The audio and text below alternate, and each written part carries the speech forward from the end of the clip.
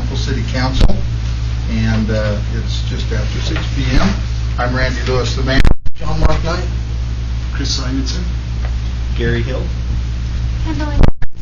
Good. We've excused Richard Higginson, who will be gone this evening, and let's see.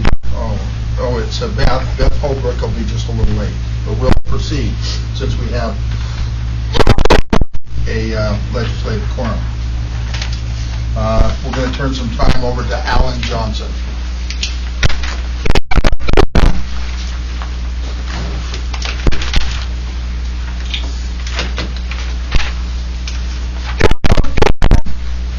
Well, I appreciate giving me the opportunity to visit with you for a few minutes tonight.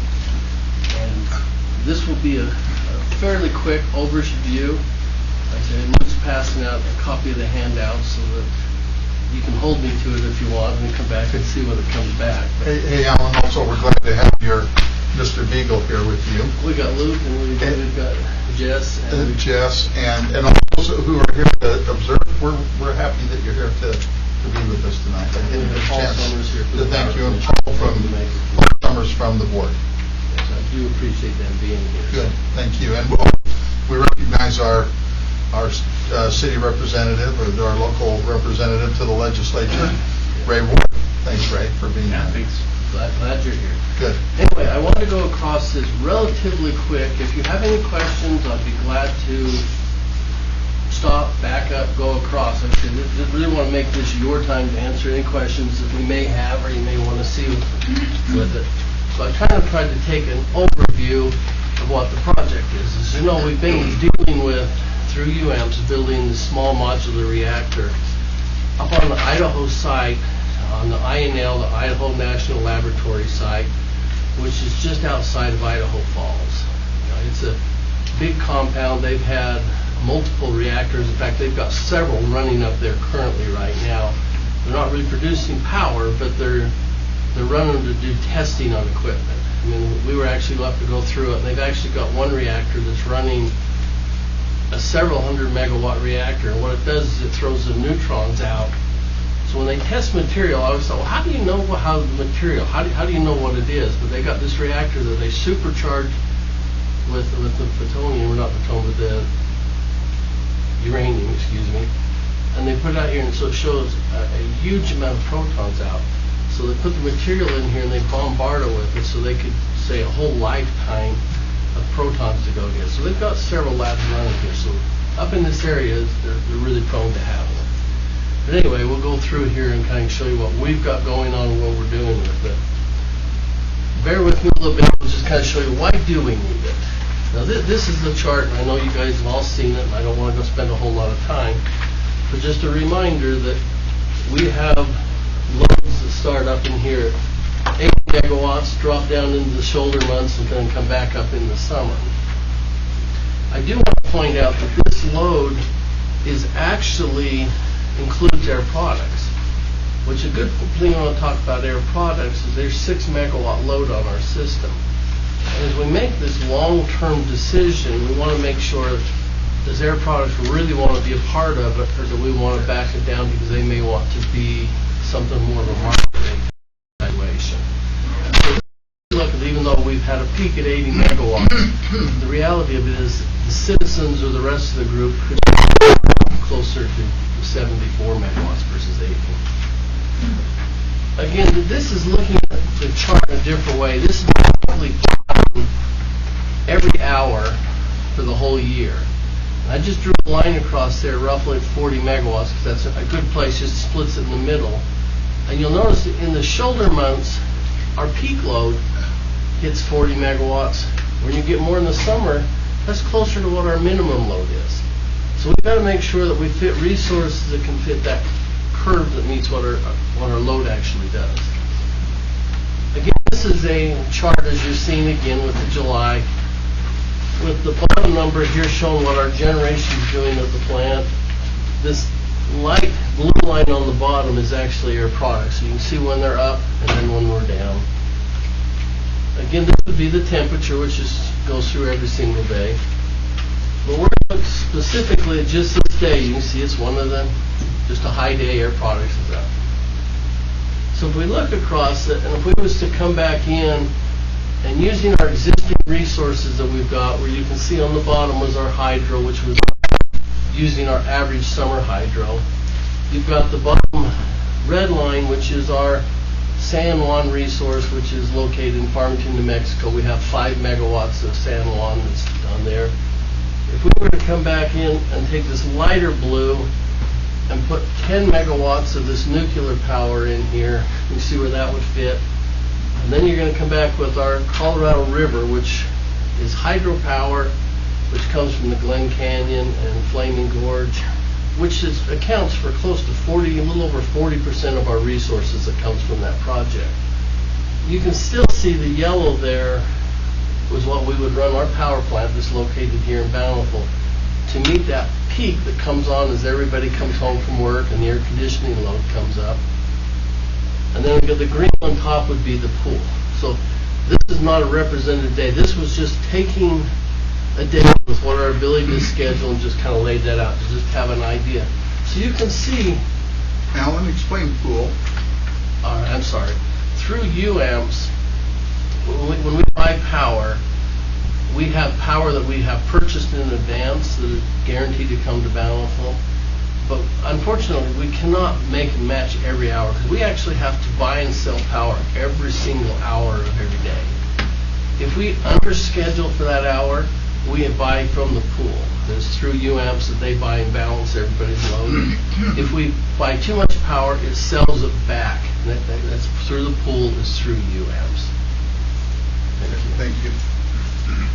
So you can see that was just that day where you kind of laid it in. You can see 10 megawatts fits in there pretty good in a July day under our current resources and what we have going on.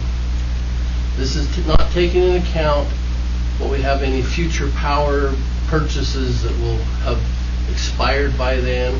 It doesn't take into account should we want to buy into a solar resource and some of those other things, but that's just with what we've got currently right now. Again, I want to come back and say this is a February day.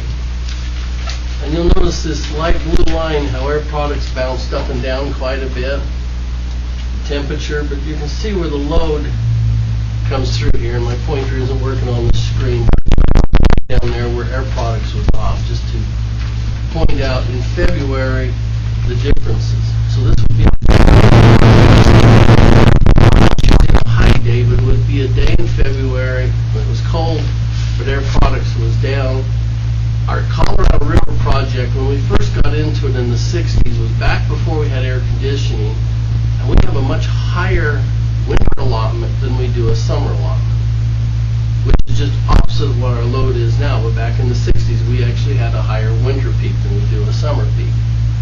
And so you'll notice that the Sirius peak on the top is able to pattern, and you can fit that in. You'll notice the light blue underneath the darker blue was 10 megawatts of base load resource. But you're going to look on the screen, the first thing you say, wow, there's not 10 megawatts, it's shrunk down. Well, it's because all I did was fill it in. The green on the bottom would be excess power. And so for on this day in February, with just our current resources we're able to schedule, if we had 10 megawatts, you could see we would be selling between 6 and 10 megawatts every hour of the day. Now, if air products came up, there'd be 6 more megawatts, and that would raise that up to 5. But again, the reason I wanted to talk about that is this decisions is how much and where we should go. We got to really be careful. Is air products going to be here for another long period? Can you explain just briefly why selling power, in this case, selling it back to the pool, is a negative? Absolutely. Why excess power is a problem? Absolutely. If we come back and we buy power at whatever rate we're buying it for, but in this case, if we're going to say nuclear power at this point, which is I'll come back in the price, it costs us approximately 9 cents to bring it here. In the middle of the night, when we're selling power back, we're going to be selling this at something about 2 cents. So we're going to be losing 7 cents all through the night. Now, in February, you get a spike in the morning, then it drops off, and we'll spike again in the evening. But the reality is we're going to be selling it at a loss this whole day. we would be. The point is that if I can just jump in, is we want to always match our resources with our load as close as possible so that we don't have to sell excess power at a loss. There's always the opportunity to buy more power than you need, but at that point it's costing the utility money. And so that's why Alan and his crew look at this hour by hour every day. They're buying and selling power every hour of the day. I use power like an ice cream factory that did not have a freezer. On a hot day, everybody wants it. Everybody wants to come. The price goes up. The ice cream is made on a cold day. Nobody wants to buy it. It's sitting out on the dock freezing because nobody wants it. It's got that kind of analogy. It's got that market price associated with it. But anyway, I wanted to go back through what our current resources are. Right now, summer and winter. Now, in the summer, we don't get as high as 24. We typically get about 14. This contract, it's ours, but it's being administered by UAMPS, and Western Area Power has worked with UAMPS, and they've extended our current contract out to 2045, and they signed it. So the good news is our base resource now is settled in for a good long time. The other one is we've got our IPP project that we've been dealing with for a while now, repowering it. We currently have approximately 30 megawatts of power that can be called back a season at a time with 18 months notice. As you know, we're going through the repowering. We'll be talking about that more here in a couple of weeks. But part of that repowering is just going to downsize that. And we're only going to have 14 megawatts. It's still going to have the ability to call power back, keep it for like 3 years, and then give it back again. So there's some issues there, but it's still a great resource, but it's dropping down to 14 megawatts. The price on that, they have not gave us a final determination number on that. The good news on this one, if we decide it's too expensive, California will continue to buy it. If it's a price that makes sense for us, we could actually bring it back. But their napkin costs that they're talking about, they're talking something in the $65 range. You know, they believe that the Burns and McDonald's working on thinks they'll have that better pricing sometime in July. They'll give us a report for it. But right now, that's looking at about $65, and that's $65 at the bus or at the site. We have our 27 megawatt plant located here in the city. I will tell you, we've got gas locked out until 2026 for our needs for the summer, and we've got it locked up at the $3 range, which is absolutely phenomenal, because when I first started buying gas, I was paying $9 for it. So to be down to $3, it's like interest on your house. That puts our fuel cost at about 3 cents or $30 a megawatt hour. So that is tied up through 2026. So that's our summer peak that we've got tied in. We got our 5 megawatt Farmington, New Mexico, which is our coal plant. This plant has not been fully determined that it's going to die, but you hear more and more and more, and the date that they keep talking about shutting it down will be June of 2022. And that they've already shut 2 of the 4 units down. So like I say, there's a high likelihood this could happen. If that comes, then this 5 megawatt piece that we were talking about is also going to disappear, which is going to leave us shorter. So if we was to go back to that slide, that would take 5 megawatts away from that slide. And we can go back to there if you like. And of course, we still have our 2 hydro plants. We have our Echo Hydro plant that's on the Echo Reservoir, and we have our Pineview plant. Now, the good thing about these hydros is they run the river, and they run in the summer. They help us fill that summer need. Then we've got power that is bought out through 2022. We're at the time we need to be buying that to move forward to keep ourselves tied in. The question is how far do we go and how much do we want to get? Because what we don't want to do is we don't want to be buying power out and then have another resource that's going to come in and be pushing us back in. Of course, this was a very long resource when we first bought it, but again, we're getting to that point we need to start extending that out. But what we're really here to talk about is this small modular reactor. When I say small, I'll kind of give you a size relationship here in just a minute. But this is a fairly small cylinder arrangement. By small, it's about 200 feet tall, so I mean it's small in comparison, but it's huge. But inside of this unit, it's got the containment on the top, it's got the pressurized where it converts it to steam, the steam generators, the reactor core, so it's essentially got a small reaction that can be built in the factory, and these units can be shipped out and installed on site. So you don't have all of the labor things. I mean, some of the plants they're having trouble with, the Sandy Cooper one back in South Carolina, part of their problem was the overruns and the overcost because they had to fabricate everything on site.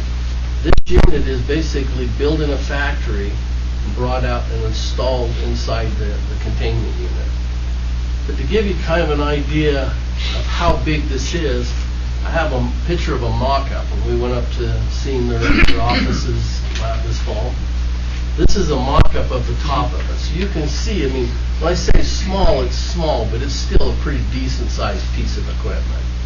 And again, each one of those units are basically good for 50 megawatts. And in that, you'll put 12 of them in, which would make 600 megawatts at that point.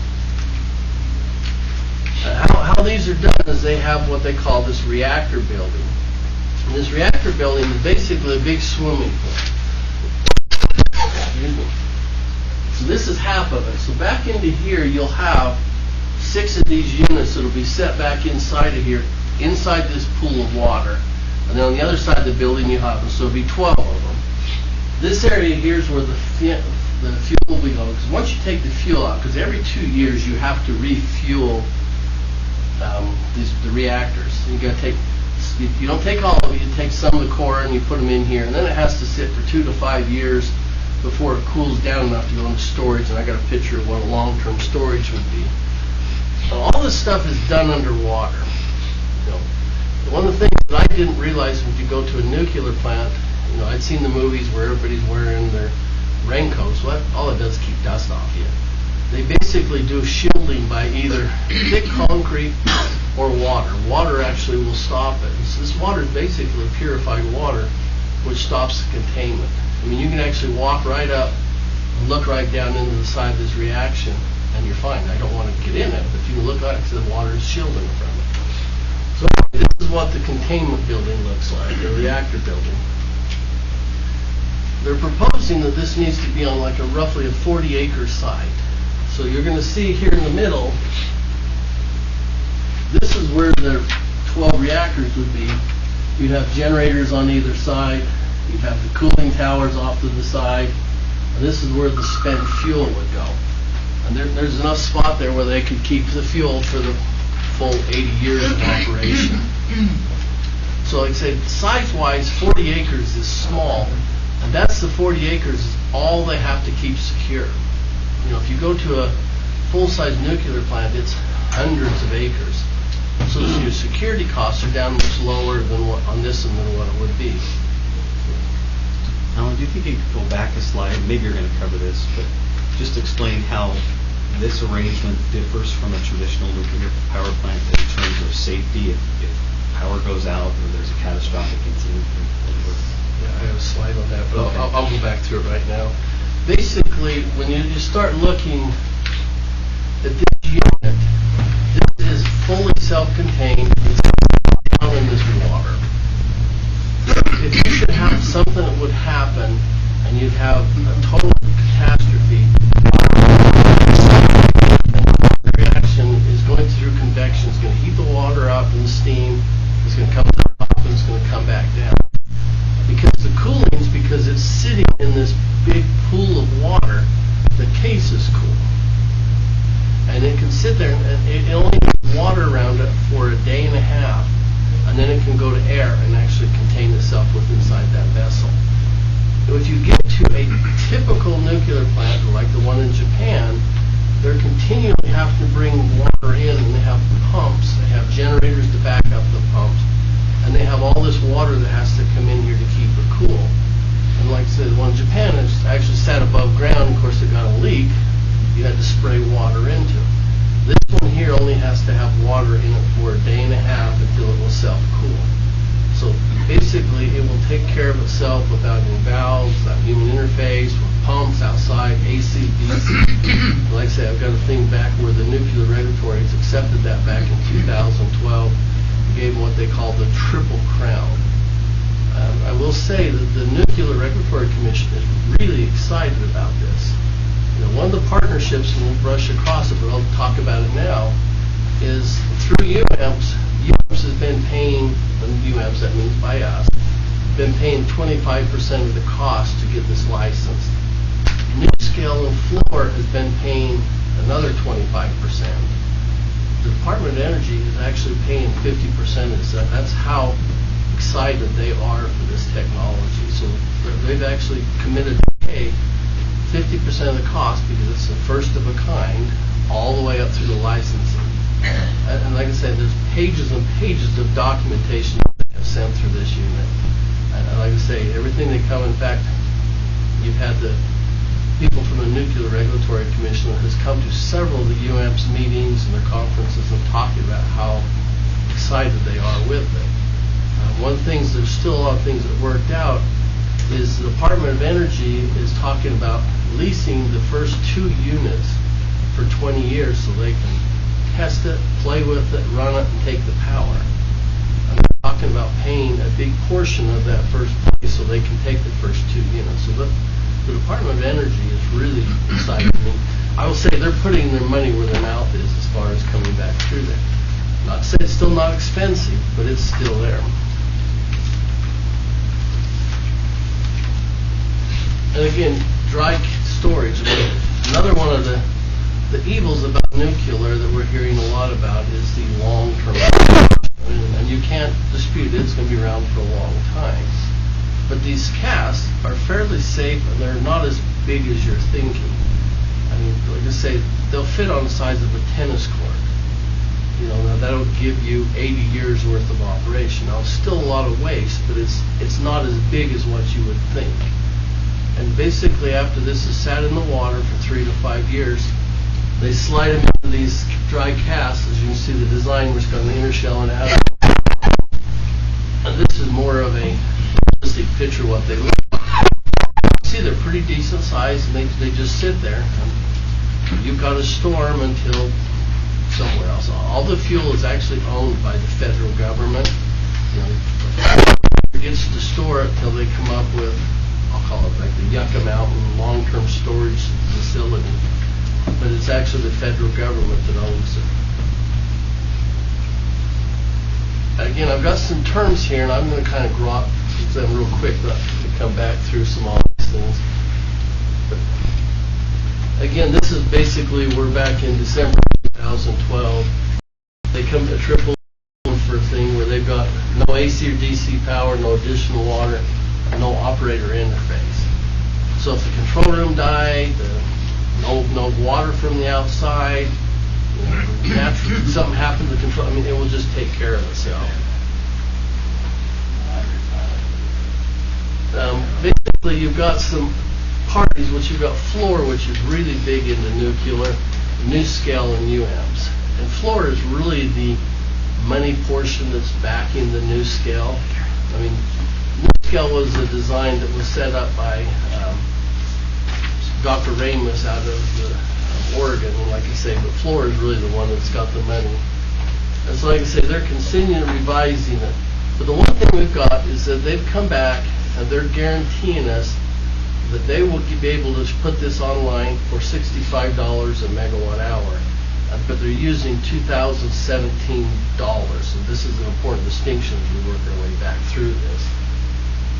One of the things is that they come in here because as the design moves forward and they're going through the licensing, if they find that they can't meet it for that price, then basically Fluor will pay UAMPS everything we paid on a sliding scale. As we get further, it gets down. But at this point, they would give us 100% back if they couldn't meet that.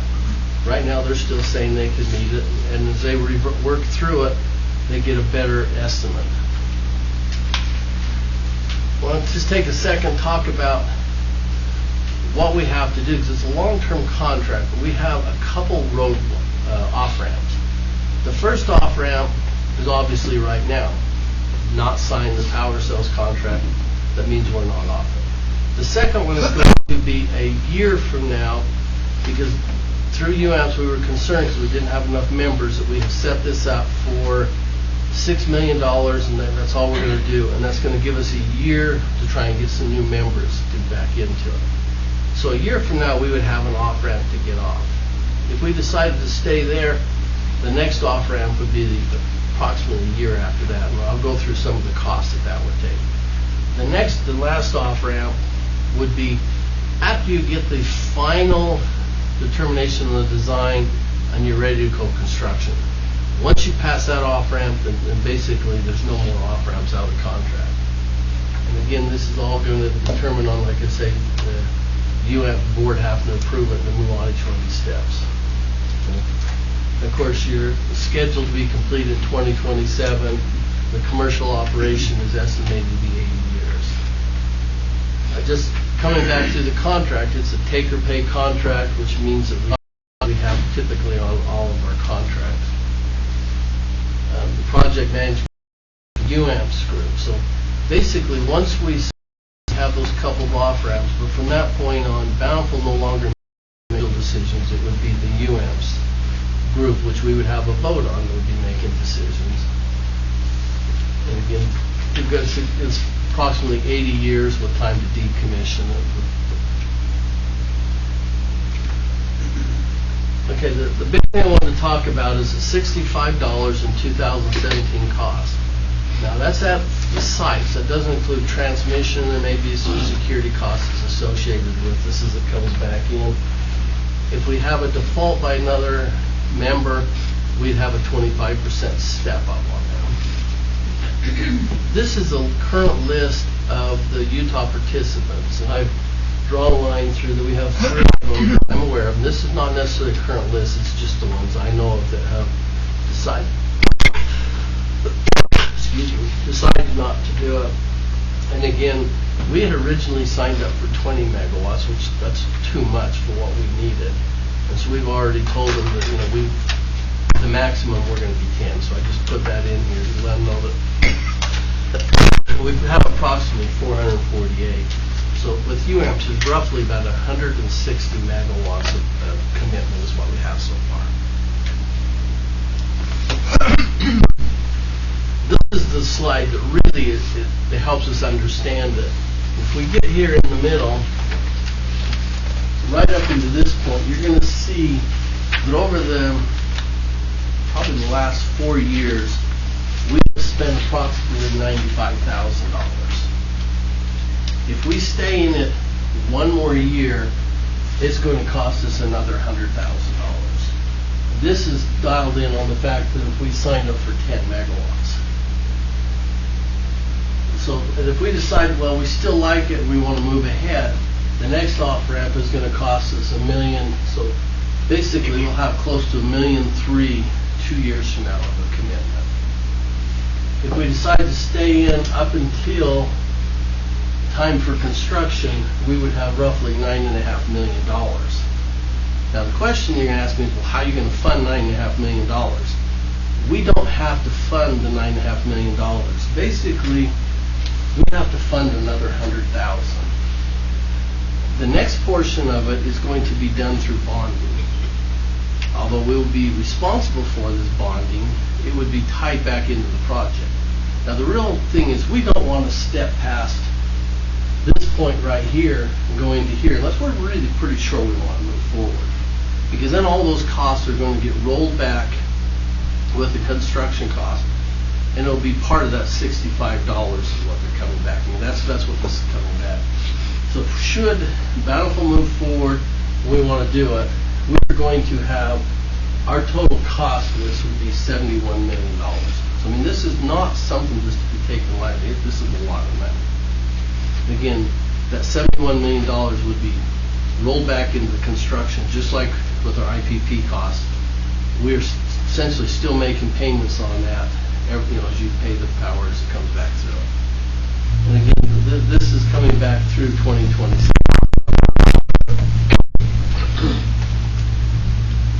Now here comes the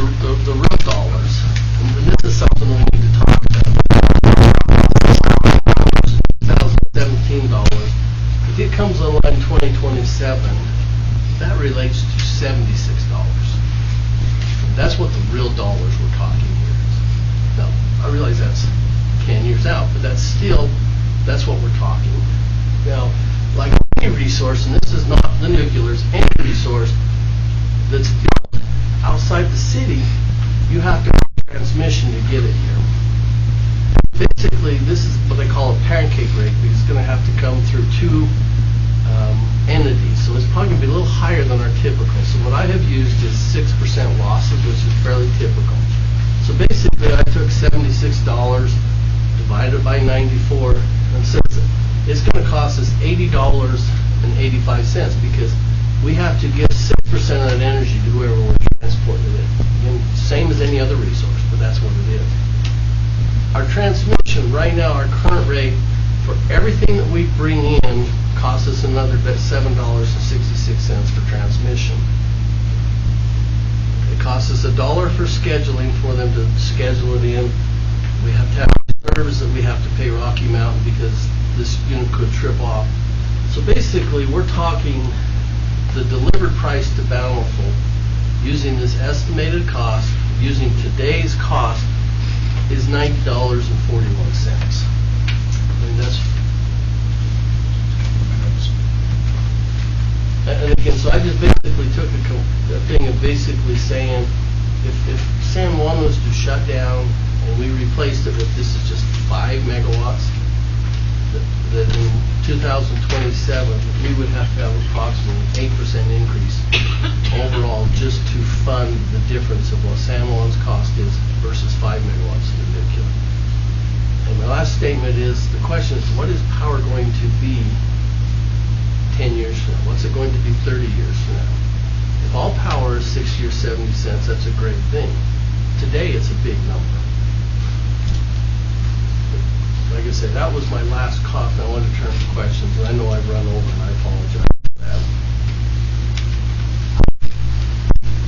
So next week, we're going to have before you in the regular meeting the contract to move into that next year of study and design, the $100,000 that would be committed.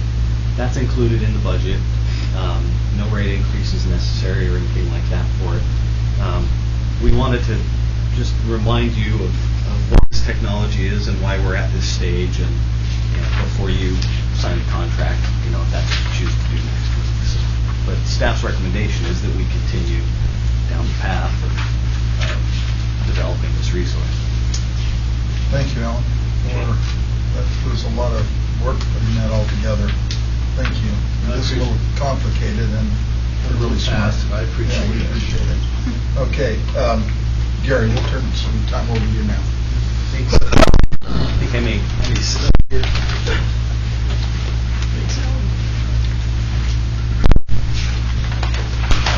So council,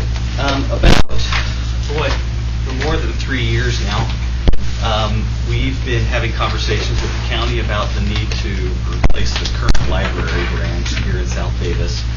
This branch out in front of us serves all of South Davis. The next closest library is Centerville by the Walmart. And in 2016, Davis County approved a property tax increase for the library, specifically for 70% of which would be used to rebuild this library. And then there were 2 other libraries that needed some help, an expansion of Syracuse and a remodel of the Clearfield Library. We've talked quite a bit with the county about this, and as we've discussed it with them, it's been a little bit frustrating, I think, as you all know, because I think they haven't quite decided what they really want to do. Initially, we were told this was the highest priority. I think that's what we were told as they were going through the tax increase, and then they've come back and realized that the Clearfield branch has some serious ADA issues and water issues, and so they're making that a higher priority. They were already underway with Syracuse. But the biggest problem is they haven't quite decided what they want to do. If they want to combine that library with another use, if they want to rebuild it, if they want to remodel it, and the location is a big question. As you know, we have approached Davis County, and we have asked them to relocate to build a new library adjacent to the downtown plaza on the soccer field. It's 600 yards north. So to give you some frame of reference, that's the same distance from the Marriott Library at the University of Utah to the football stadium, or the at BYU if you lean that direction, from Lavelle Edwards Stadium to the Marriott Center. So it's not a great distance. The reasons for moving it are there's many good reasons to move it. One, it's a great complementary use to the plaza, which we're building to activate downtown, continue with the redevelopment of downtown. It would make for a really good complementary use for their patrons who, many of the programming things they have, they like to have outdoor space, they like to have programs that they can do outside. Moving the library, I should add that we have also told the county, as you know, that we would donate the land. That saves them from having to pay any land costs. They could also continue to operate this library while a new one's being built, which would keep any interruption from service happening. Being able to save the money from not having to purchase land would let them either take that money and put it into the library, or they could take the revenue from that and they could put it into other services such as the senior center, which has some needs and things. The other advantage is they could then sell this property, which we've talked to them for years about with the renewal of our RDA, which would put that property on the tax rolls and increase the property tax revenue not just for the city, but for all the other taxing entities, the county, the school district, everyone else, and is consistent with the RDA plan that they already approved. In addition to that, putting the plaza downtown in proximity to the History Museum, the Bountiful City Center, it begins to make our downtown a real cultural center and a draw that could support the businesses down there. And that's maybe the most important and last point, is that in its current location, the library is fine. It's easy to get to. It's not terribly safe to walk from one parking lot to the other. You actually have to cross two driveways. But it really provides no economic benefit to the community where it is. There's no synergistic support from people that come to the library, and they don't go anyplace else. If it's downtown next to the plaza, that's a lot of people that you're bringing down to the heart of Main Street to help support the businesses. So we're very excited about this idea. One of the roadblocks initially was that the county had told us that they wanted to have continue to have one library in South Davis County. And so they were reluctant to move it any further north, even 600 yards, because they felt like that was pulling it further away from North Salt Lake. Since then, the county officials have told us they're considering two libraries, smaller. This is the biggest and the oldest and the most used library in the county, has the biggest collection. But instead they would replace that possibly with two libraries, one here in Bountiful, one further north in North Salt Lake somewhere. Which I think, as we've talked to Mayor Arvey and we've talked to their administrator, is something that North Salt Lake would really like to see. At any rate,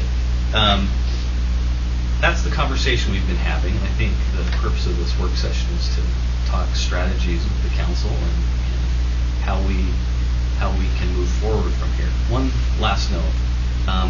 There's misinformation, I think, as we talk to the county commissioners about some of this. Under the impression that, for example, we wouldn't support two libraries in the South End, which is not true. Say we. What do you mean we? Yeah. Bountiful. Bountiful were two libraries? Yeah, they're under the impression that we wouldn't support having If it moved, another we wouldn't go there. library in Davis County. That there has to be one only, and it has to be in Bountiful. And we said no, there should be one in Bountiful because that's where it is now, but we would be supportive of a second library in North Salt Lake. Well, I think our residents that are in the far south would disagree with that statement. I think they would go to the most closest one, right? That would seem to be the most logical. So yeah, I don't know why they're under that impression. Well, our point of contact with the county commissioners are you and the mayor, is that correct? Yeah, well, I don't know that we haven't. I think we've done the most talking. Yeah, but it's not the council. Well, we do have Richard as one of his assignments to interface with the county commissioners. Yeah, but almost all communications come through me. Yeah. and Right, Chad. exactly. If that's what you're saying. But they're hearing that from other sources. I don't know where Yeah, that's well, coming from.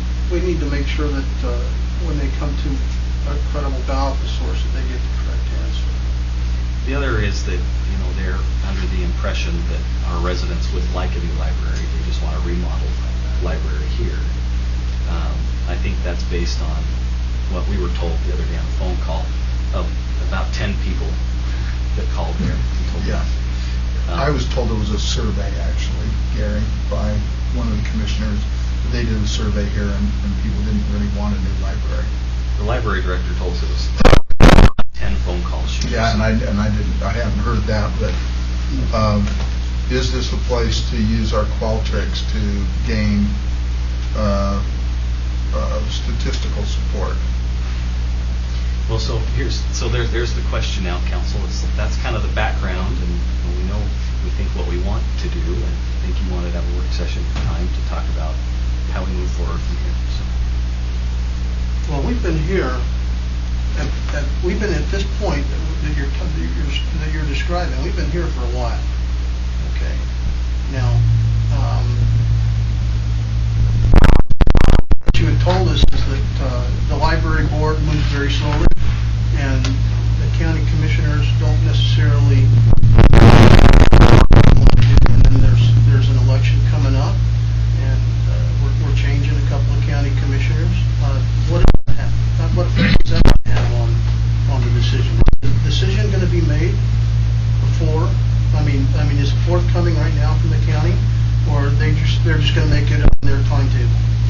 Just make it on their timetable.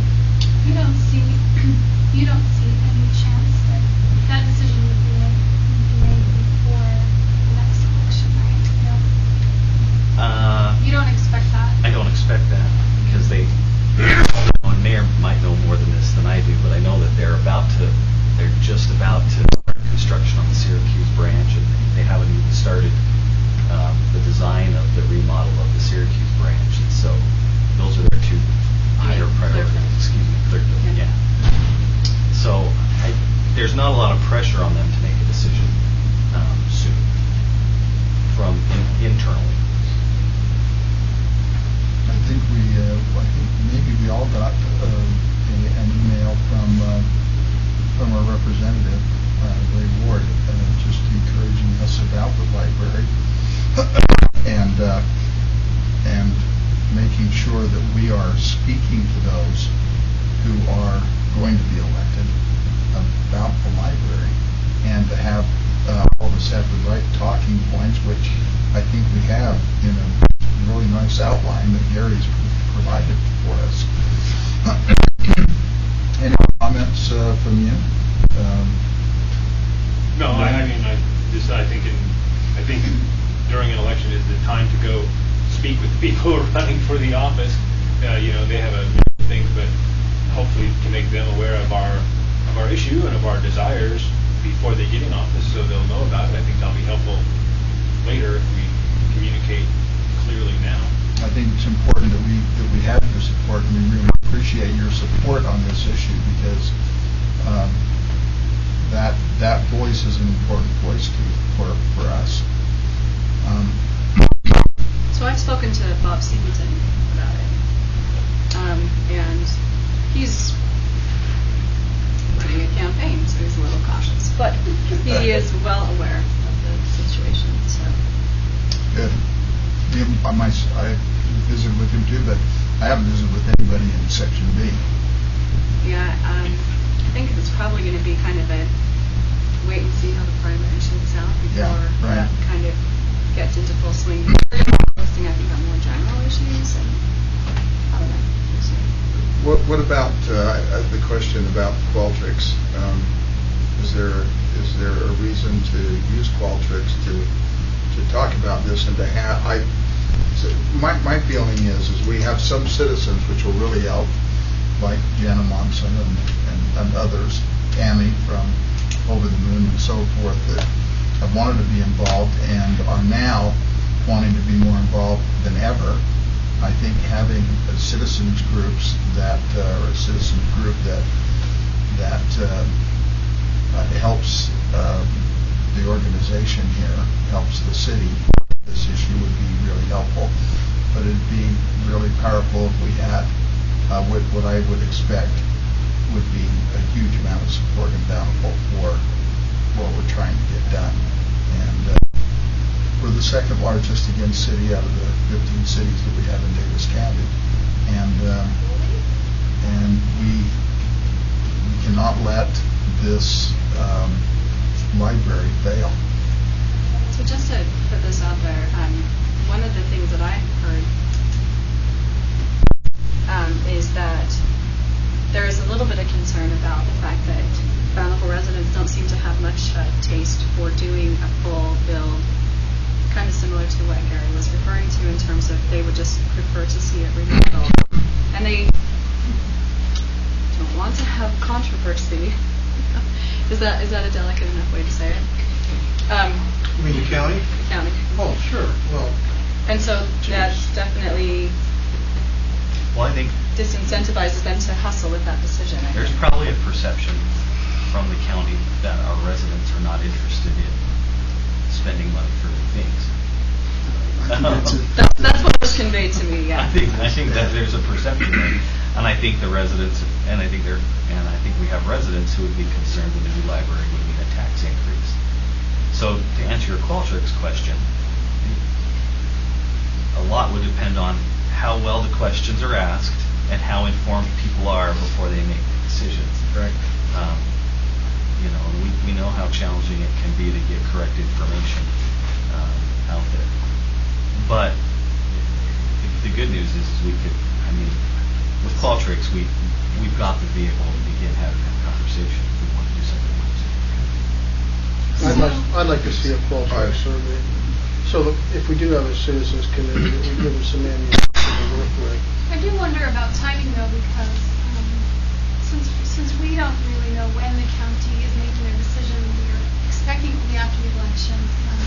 Our plaza is, when is that? We're going forward on it. Right, but when is that supposed to be done? Next fall? I think it's earlier. I think it's Next summer? So I don't know, I just think that the timing would be good for, if people could start getting excited about what is coming downtown, then I think it might help kind of spread a little bit of a vision of what could be there. But yeah, I think it's good. And I think it's, some of the reasons that we have, like the county already did increase taxes for this reason. And we are trying to help incentivize, to give them the land, and so there are real benefits for them to choose. We've given the county a pathway to success. Okay, you said it already. The tax increase has already been implemented, and when it was passed, Bountiful was number one on the list. And I don't think that the residents want lipstick on a pig on the current library. I think that they, wherever it gets put, I think they want to modernize the oldest library in the county.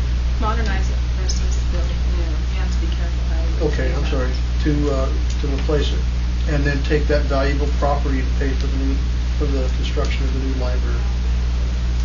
Correct?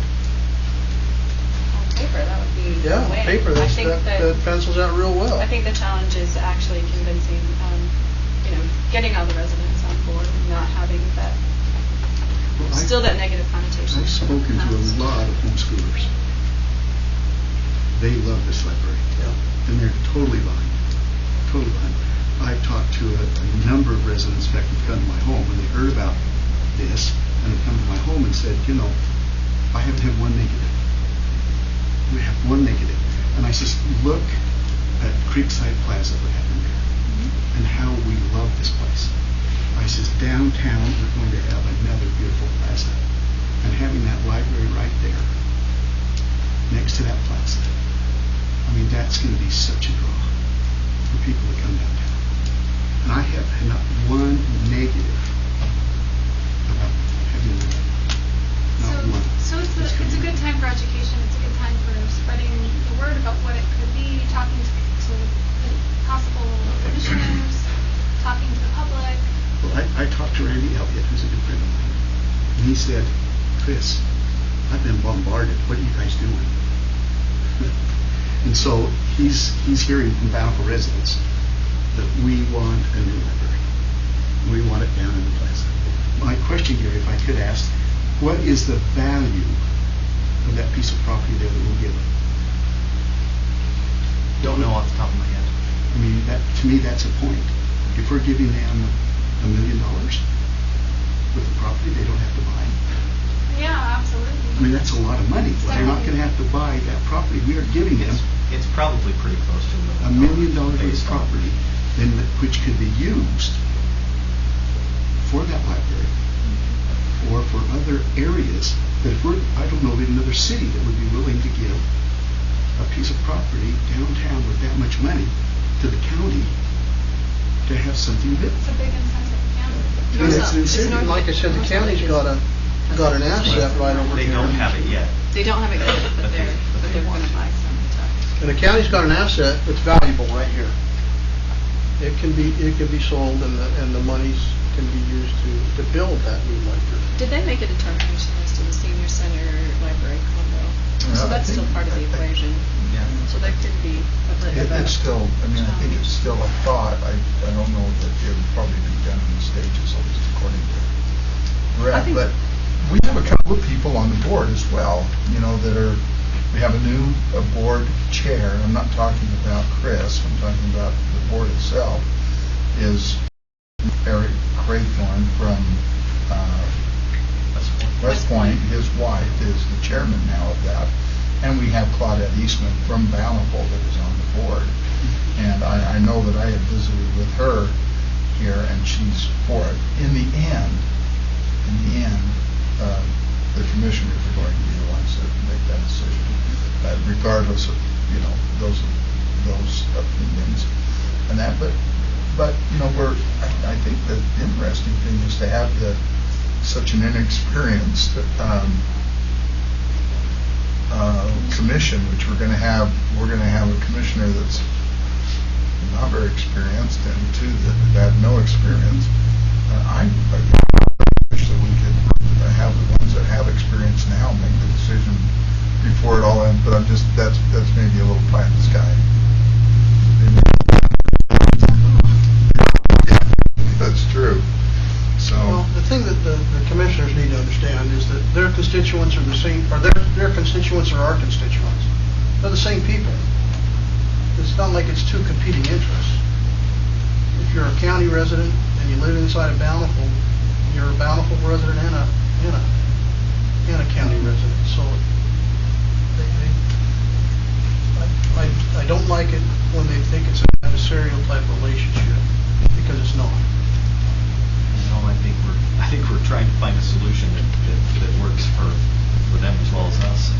It's hard to be giving them $1 million worth of property. But I think the biggest concern for the commissioner, I think the biggest hurdle is the fact that it's moving north instead of south. Even though it's a couple hundred. They're so concerned about that. But I think the second library in North Salt Lake removes that problem. I think that was a concern back when they would be looking at a single branch. Well, and another is sort of an interesting concept that somebody told me, and that is the new Marmalade library is only 7 minutes from North Salt Lake. Even though although it's not in North Salt Lake, it'll be closer than that Marmalade library, and it's a beautiful library. It's really nice. I mean, it's very easy to get to. Once you get onto Beck Street, you're just there. It's really simple. And but my recommendation is that we not just kick this can. We know what we want. They know what we want. But I think we need to move forward with a kind of information, Gary, that I think is really efficient on this page. Use this And still, hey, we're the second largest city, and all of those people who are running, they want our votes. And that we're not asking for something that's stupid. We're asking for something that is good for our residents and our people. I think we need to have one voice that's pretty loud and clear and include our residents. So I'd recommend that we use Qualtrics and get some resident backing and help some of our other people that are forced to go forward and give us a hand. This is a place where it's going to better benefit our residents. I think they have to speak up. Any other direction for me or thoughts? Qualtrics, we'll do a Qualtrics. Okay, it looks like, so with that, we will retire to the main chamber. I'm sorry, got a request. Did you say there was a survey? There will be. Yes, thank you. Okay, that's $65.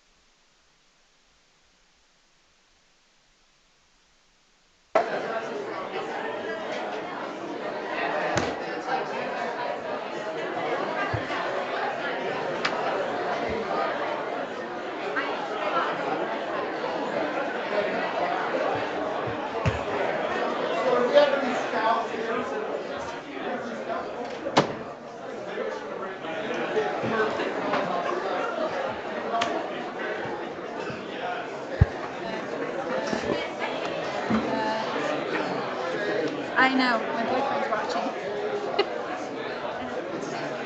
Sanford.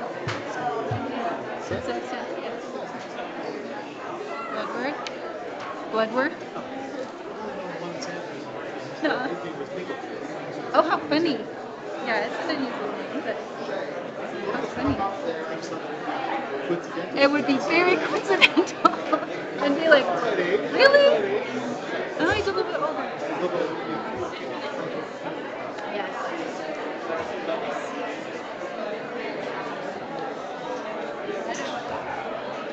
I want that.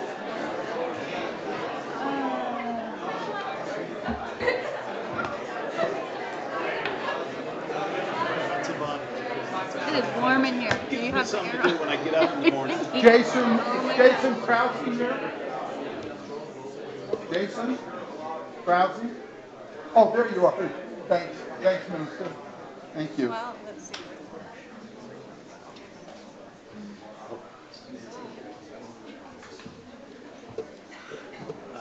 Not going to work very well. This is what this is fun nights.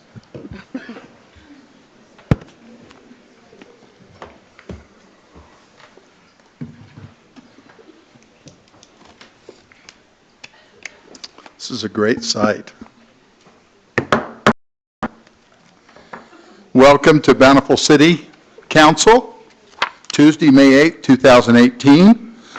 We had a work session at 6 o'clock, which is also open to the public, and we had some discussion today for a solid hour. And now we're at our regular session, starting just after 7, just a little bit.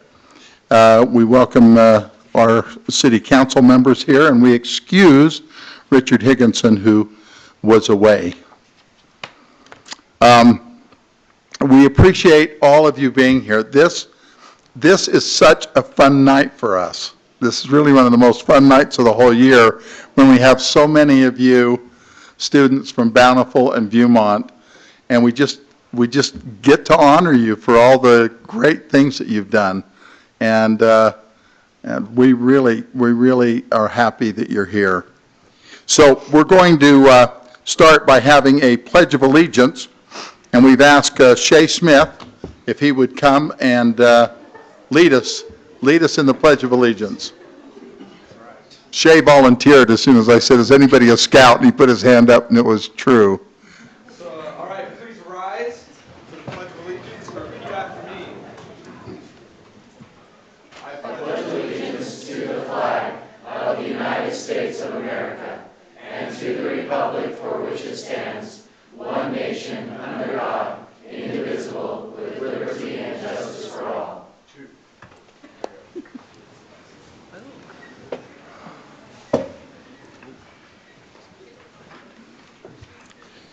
Well, we're privileged to have Minister Jason Krause here from our local Lutheran church. And Reverend Krause, we so appreciate you again blessing us with a prayer tonight. Thank you. Absolutely. In the name of the Father, and of the Son, and of the Holy Spirit. Amen. When we pray to God, we listen first, and then we speak back to him based on his words and who he reveals himself to be. So hear the words of St. Paul, the apostle. Those who live in Jerusalem and their rulers, because they did not recognize Jesus nor understand the utterances of the prophets, which are read every Sabbath, fulfilled them by condemning him. And though they found in him no guilt worthy of death, they asked Pilate to have him executed. And when they carried out all that was written of him, they took him down from the tree and laid him in a tomb. But God raised him from the dead. And for many days he appeared to those who had come up with him from Galilee to Jerusalem, who are now his witnesses to the people.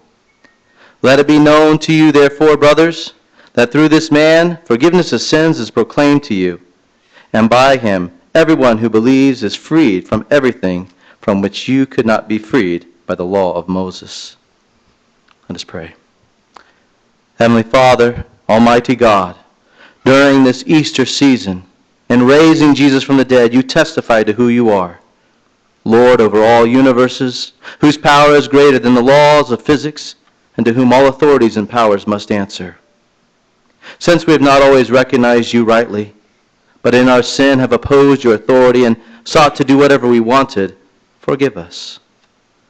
For not protecting the most vulnerable and for subverting justice in our own lives, forgive us. These acts are rightly called treason against you. Thus we pray that by the execution of Jesus in our place and by his resurrection from the dead, forever remove our treason against you and help us to live our lives in service to those around us. Especially today, we pray that you would give the men and women who have been elected and appointed to lead this city the will and wisdom necessary to carry out their vocational duties here and elsewhere, for the benefit of all who live here. Grant that they may serve as your ministers of justice and earthly peace in our midst, so that the residents of our town live peaceably. Give them wisdom in their duties, that they may carry out their work with the poor, ill, and least capable in mind. Lead them in all they do as your servants for the order and good of the people of our city, state, and country. Through Jesus Christ our Lord, who lives and reigns with you in the Holy Spirit, one God, now and forever. Amen. Amen. Krause, thank you very much for those beautiful words. This is the time of our public time, and we can have a period up to 10 minutes here of public comment, no more than 2 minutes, and it's timed. So we'd appreciate if you come up during this period, that you state who you are and what your address is, and then we're happy to hear your comments. You see a little. We're all on TV, by the way, so we're on some kind of closed circuit TV. So it's always good to remember that this is like a permanent record. So, thanks.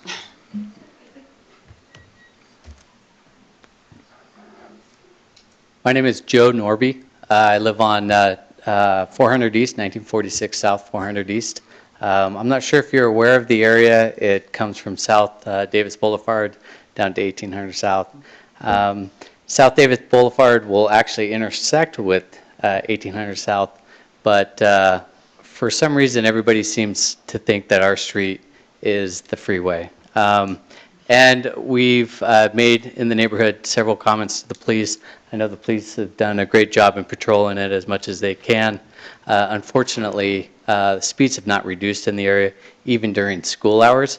In fact, I've clocked speeds up to 45 miles an hour going up the hill. So there's a downhill and there's an up. I've even got people are going up just as fast as they're going down. I'm seeking help, assistance, whatever I can do. The neighborhood is at a loss. We're trying to figure out what we can do. I'd be more than happy to get signatures, but I don't know what to get signatures for. What is the solution to the area? I know before it was not a through street. It was a dead end at one point.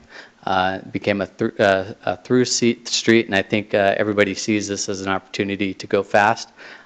Speeds and cars have become a little bit out of hand, and I'd like to see what any suggestions from the council, advice, even from the mayor, what we can do to make our streets safer during school times. I've even clocked the speeds just as fast during regular hours. So they don't slow down during the school hours when the kids are on the streets. I have videos, I have pictures, and I have spreadsheets showing the time. So. Thank you for your comments. I bet every resident in Bountiful would love us all to drive a little more slowly and make sure that we don't put our children at risk or any of the adults as well. I think the comments are wonderful. We're going to refer you back to our staff. We have a street committee, and now they have your record on there, and you're welcome to check with them either after the meeting or maybe later at another day. Okay. Okay? Thank you. Thank you. Any other people who would like to come and make a comment?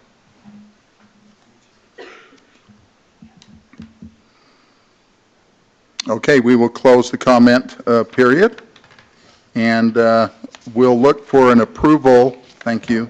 Thanks, John Mark.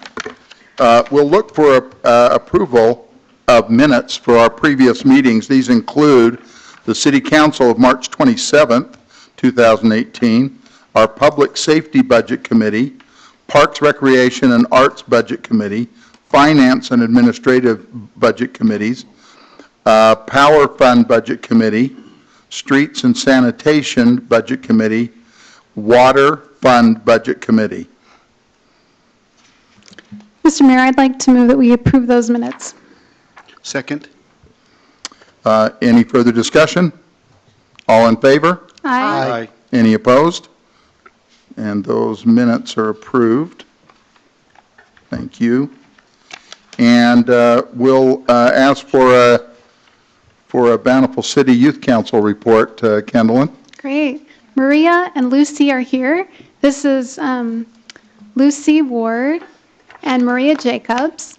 Maria Jacobs is our current mayor in the white shirt, and Lucy is next year's parliamentarian / recorder.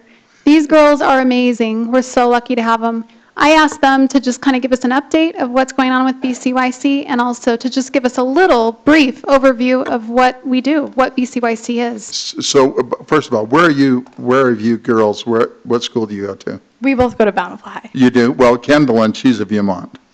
All But I still love you. She's You know I love Viewmont. But I'll bet there's some other people from both Viewmont, probably some others out there from the youth council. Are there any others? Any other youth council people? Jeff has been on our youth council. Yes, that he's Yes. been there. Awesome. That's wonderful. Okay, I just wanted to make it Thanks. clear that we're fair and balanced. Okay, go ahead. Okay, so for those of you who don't know, Bountiful City Youth Council is youth from Bountiful, Viewmont, and Woods Cross, and we meet every week, and we do service, and we help plan activities and help the city with things that they need, like the parade on the 24th of July, or for the car show, or just different things that you see in the city. We help out with that. And we just like to thank the council so much, and Kendall especially, for all the help and support that they give the youth council. And now Lucy will tell you guys what we're up to. Yeah, so we are just finishing up for the year because we go by the school year. So we have chosen our leadership for next year. As Kendall mentioned, I'm going to be the parliamentarian/city recorder, so that's going to be fun. And we are holding interviews for new applicants this week. And so we will have our installation for them in 2 weeks.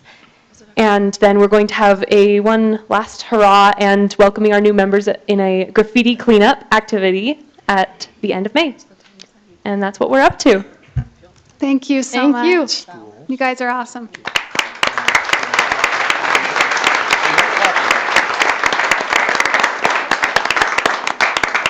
Now, Kendall, do you want to recruit any of the younger people out there to, not this year, but maybe next year? Yeah, keep in mind the youth council, if you have room in your schedule, it's a great opportunity to serve, and we have a lot of fun. So. Good. Thank you. Council reports, and we'll start here with you, John Mark. Nothing specific, but boy, it's getting that time of year when we've got the food trucks are already started, and we've got the farmers market just around the corner, and the car show is coming up. What show? I'll let you talk about that. Oh, okay. But Yeah, anyway, so it's my favorite time of year, and things just start getting moving in Bountiful this time of year, and I just really enjoy it. Thanks, John Mark. Beth. Thanks, Mayor. I wanted to take a bit of a turn more towards some of the things that we think that we know are going to be on the ballot for this fall. One of the opportunities Can I stop you, Beth, just for one Sure. second? Beth Holbrook is the president of the Utah League of Cities and Towns. That's, for those of you who don't know, there are 248 still, I think. Still 248 cities and towns in Utah. It's a good little trivia thing for you all to know. And she's the president of the league, and so we're very, very proud of her in Davis County and particularly in Bountiful. So with that, you know you're going to get something political that's really important to us. Well, thank you, Mayor, for that introduction. That was very kind, and I am honored to represent all the cities in the state of Utah. And it has been quite a learning experience for me. And one of the things that I'm sure you guys might be aware of is that there's a lot of legislation that came out this past session. There always is every year. And there's a couple of items that I think would be really pertinent for this evening. One of the biggest things that came out of this is that there's going to be a referendum on the ballot called the Our Schools Now. And for those of you who haven't heard about it, it's a bill that the governor and the legislature both worked on. And I know that Representative Ward could probably detail that better than I could. But basically what this is going to do is it's going to ask everyone, every voter, to approve this referendum, to refer it back to the governor. And what this will do is basically take a funding mechanism that will be a 10-cent gas tax. So yes, it is a tax. But the good news is that gas tax is also going to go back and go into the road, into the transportation budget. And what that will do is it will decrease the amount that's going out of the general fund for transportation and increase the amount that goes to your schools. So in essence, 70% of the revenue derived from that 10-cent gas tax is going to go directly to the schools throughout the state of Utah. And then the other 30% of that revenue is going to go to the cities and towns for their road funds. So you guys are probably aware that I-15, big thoroughfares, those aren't something that cities fund. But what we do fund, as you guys probably know, are all the streets that are in our neighborhoods. And that 30%, we call it the B&C road funds, is some of the cities and some of the counties' money, and that's what's going to improve our road funds. And so I'd ask you guys to take a look at that. And if you have any questions, reach out to anybody within the city, or Our Schools Now has a website. We've had a lot of support.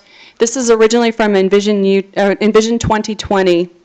And so we have a lot of community support, like Scott Anderson with Zions Bank, people like Gail Miller. A lot of these business entities and these business leaders in our communities are very, very supportive of this. The chambers are supportive as well. And so I'd ask you that any voters, 18 and older, register to vote. I'd like you guys to take a look at that. And I would really urge you to vote for this. I know tax is kind of a challenging word, and I understand that. But at the same time, we're hoping to balance it out and increase the funding for our schools, and 70% of that would go directly to the schools. So that's probably the main thing. There's a couple of other things to think about too, but really just take a look at that, and if you have any questions, I'm happy to answer them, so you guys can reach out to me in any way, and I will wear your ears off talking about fun stuff like that. So I think that's all I'll talk about tonight because I didn't want to take too long. So thank you, Mayor. I appreciate it. That's perfect. We really have a great resource and information that covers the whole state of Utah. I might just, I'm almost 100% sure that if you're 17 but you turn 18 before the general election in November, you can register now to vote in November. That's correct. And I think our representative, Ray Ward, nodding his head. Thanks, Ray. I also wanted to recognize we have Mayor Ken Romney. Ken Romney's in the back there from West Bountiful. And I think he's there because he has some people here that he's glad to support tonight. Okay, first of all, before we get to the kids, thanks. So before we get to all of you young people, we're going to consider approval of our weekly expenditures of greater than $1,000. Mr. Mayor. Oh, no, I'm sorry. Oh, my gosh. Okay, Chris. Mr. Mayor. I was going to see how soon. I wanted to know if you were awake. Mr. Okay. Mayor, Chris. since I am the youngest member of the council, and I find most of the time I'm being ignored. No. And the neat thing about Beth Holbrook, she gets all of the hard stuff. You know, dealing with politicians, dealing with other mayors, dealing with other cities. I get all the fun stuff. Mayor Romney, not you. I get all the fun stuff. And so, who's been to Coats for Kids car show? Who hasn't? Oh, you're pathetic. Where are you based? Did you just move here? Father's Day weekend. Father's Day weekend. This will be the 20th year of Coats for Kids. 20 years. We have individuals bringing cars from California, Nevada, Wyoming, Idaho. It's considered the premier car show in the Intermountain West because we have a project behind it, and that's to put coats on needy children. And by you supporting that, and we're having lots of fun at the car show, we help a lot of needy children. We're going to clothe, over the last 20 years, 8,000 children. 8,000 children. And the beauty of this is the children don't know that mom or dad or grandma bought their coat. That's what makes it so beautiful. Now, that's only one of the fun things. And I expect to see everybody there, right, Mark? Mark, you awake?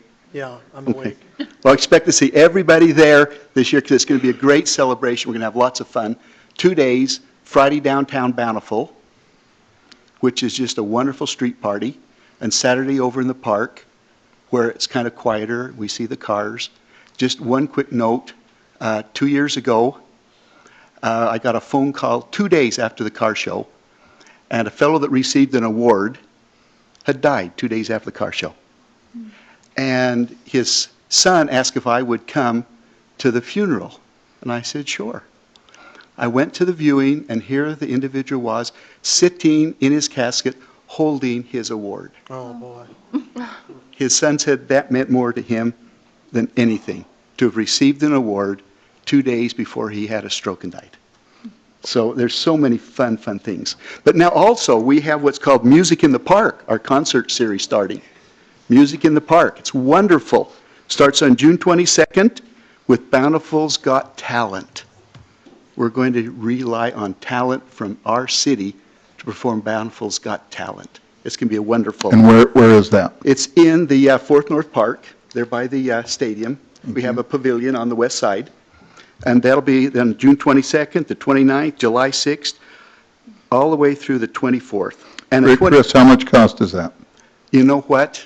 It's free. That good. It's free. Free. It's absolutely free. It's absolutely free. But come and enjoy. The one I'm going to like the most is August the 24th, the Beach Boys Band. Now, most of you younger people don't know who the Beach Boys are. Oh, I'm sorry. They all know. Do they all know who the Beach Oh, Boys they are? all Well, know we grew up with the Beach Boys. Oh, We have a band that's going to play the Beach Boys music on the 24th of August. It's going to be wonderful. Thank you, Mr. Mayor. Thank you. Thanks, Chris. I'm sorry that I got so excited about these young missed. Please, Kendallin. Just a reminder, everyone come to the chalk art next week. That's Wednesday through Saturday, I believe. Yep, Main Street. And it's really, that's a very, very fun event.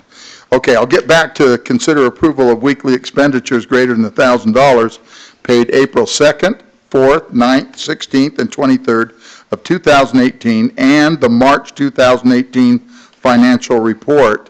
Do I hear a motion? Mayor, so moved. And a second? Second? Any further discussion? All in favor? Aye. Any opposed? Okay, that motion passes. Now, this really is one of the fun times of the year for us. So we're going to turn a little time over to Principal Jason Smith. If you would come up, Jason, up here and introduce those people that you've brought with you, that would be. Yes, we want each group that you have, anyone that you have, just have them come right up here and introduce themselves. I hope there's enough room. You want them all up together, or Oh, group yeah, at a time? just have- Okay, yeah, so why don't we have our state championship. Oh, one group at a time, though. One group You want to do at a that? Okay, let's start with our state championship hockey team. Why don't you guys come up here? They've won their.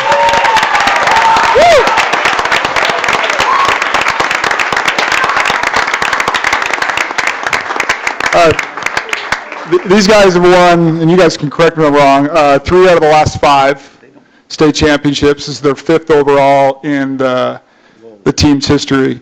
And those of you that follow hockey, it's pretty challenging because ice time is such a difficult time, and they can play at odd times and over at the rec center, and don't always get the full support that they deserve. This year they were 18-0, and like I said, won their 5th overall. I'll let them, if you guys want to go ahead quickly and introduce yourselves. Yeah, speak loudly, okay? I'm Jake Bohm. I play forward for the hockey team here. I'm Nick Bohm. I play forward winger. I play center. I'm Keaton Morrison. I play goalie. My name's Zach Carter, and I play defense. My name's Gavin Polson. I play forward. I'm Cole Phillips, and I also play defense. Now, that is so cool. Principal Smith, if I understood right this, because I took a couple of little notes from people, that they've played together basically since they were 9th graders. Yes. Is that true? Yes. And that this year their record was 146.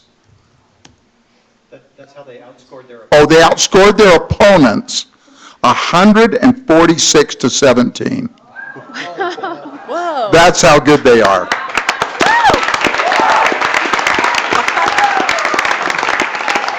That is impressive. So if anybody wants to come and take a picture for them, their family, or anybody, you're welcome to do that.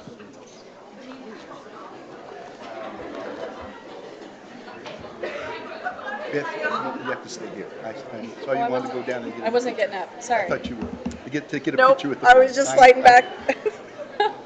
I'm sorry. Okay, thanks, Thanks, guys. thank you. State hockey champs. All right.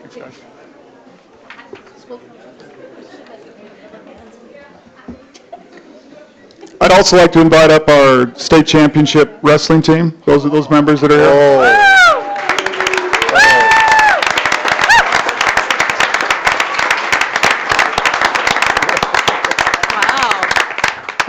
This is, and Coach Ripplinger can correct me if I'm wrong, but from my memory, this is our 8th state championship overall in wrestling. This is Coach Ripplinger's 4th as our head coach. And what I remember, and then we'll let these guys introduce themselves, is typically a state championship in wrestling comes down to the wire the second day, and it was mathematically wrapped up early by day one. These guys absolutely ran away with it in 5A this year. Awesome. Nice job.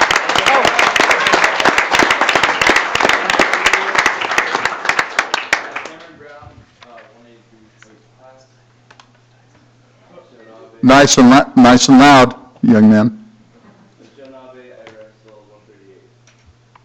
Caleb Cook, 132. Taylor Money, 195. Joshua Kim, 160. Jackson Morley, 152. Andrew Bargeron, 285. Colin Smith, 170. And Coach, remind me, how many state champions, we had individual state champions this year?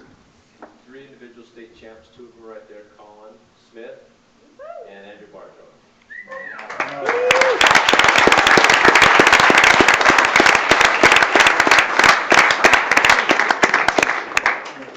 I want to shake your hand. Nice job. Beautiful. Thanks. Anything else you want to say about them? Oh, picture. Principal? Do they want Oh, you want pictures? Get a Group picture. pictures? Get a picture. Yeah. Come on, photobomb. Just joking.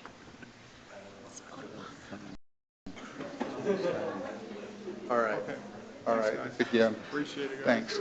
Thanks. Way to go. Good job. Way to go. Nice job. Very good, guys. Thank you. Yep, thank you. And then could we have our valedictorians coming up, those that made it? This year, Beaumont High School had 8 valedictorians. Our valedictorians are measured by the top 1% academically in the senior class. That comes about by their ACT score and their GPA, and they're given a score. And this year there were 8 of them. Looks like 4 of them made it this year. So this is the best of the best academically from Beaumont High School. All right.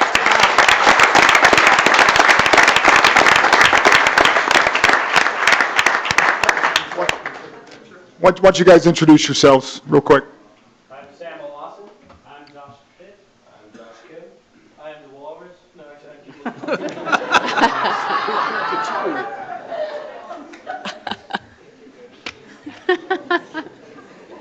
Okay. Now I'm never gonna, the walrus, that's it, that's all I'm gonna hear. You get those pictures? There's a walrus, that's Thanks, guys. valedictorian. There you go. Congratulations. Wow.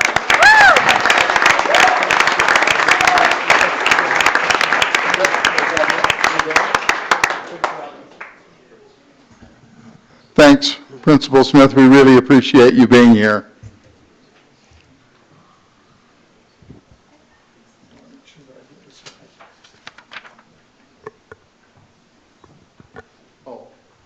So we'll ask the principal, Aaron Hogue, if he would come up and represent Bountiful.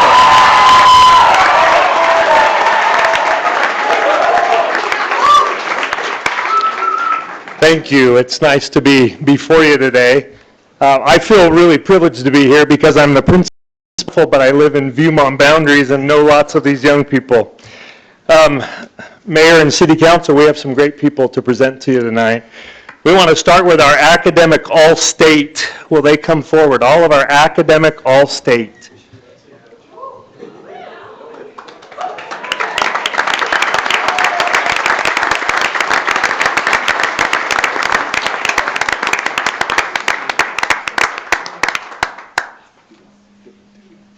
We each tell us who you are and in which area you received your academic All-State. Okay, so I'm Don Mason, and I got academic All-State in cross country. And track, Oh, there's Mom. Mom is like, Tanner, and I received academic All-State for soccer and softball. I'm James Matson, and I received academic All-State for football. I'm Spencer Jorgensen. I got it for football and baseball. Hi, I'm Abby Canaan. I got it for swimming. I'm Elle Campbell. I got it for swimming and tennis. I'm Alicia Nidiger, and I got it for swimming. I'm Laura Landon, and I got it for swimming. I'm Elizabeth Ward, and I got it for golf.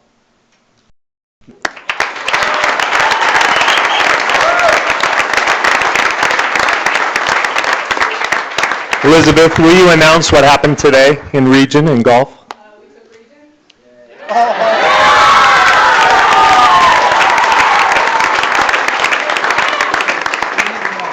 Katie, one more. Katie, will you announce what happened in softball tonight? We took region.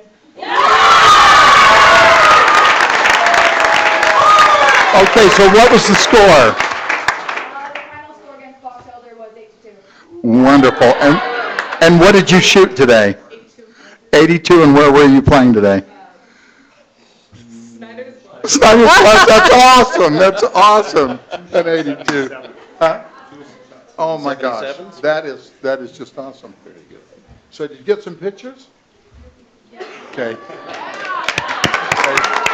Welcome. Hey, congratulations to you. Thank you.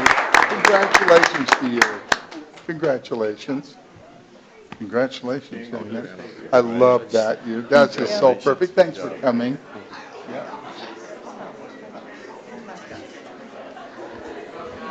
Several of them need to stay up here. We're going to introduce our Sterling Scholars. Will they each come forward?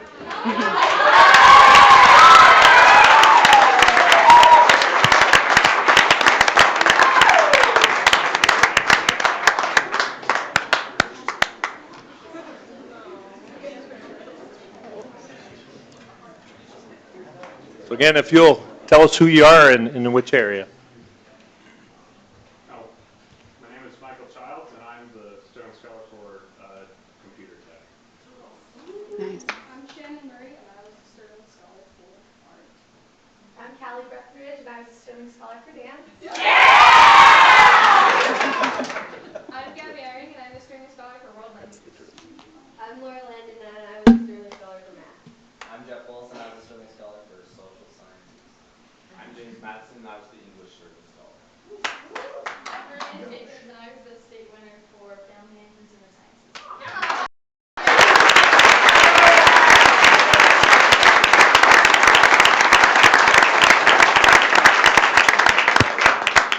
Have Jeff and Laura step forward. They were both runners-up as well.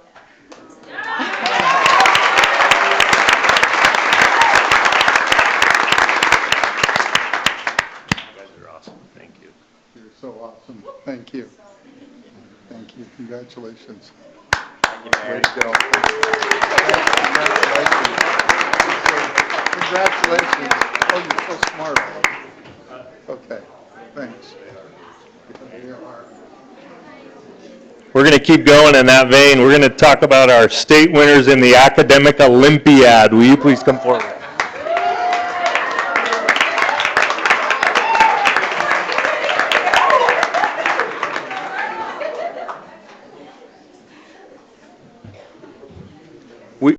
Representative to come tell us a little bit about your day and how you did. Who wants to come on up? All right, so Academic Olympiad is a program where you go and you take tests in social studies, mathematics, English, and science. And our combined score as a team, because we all did so well, we ended up taking first this year at state.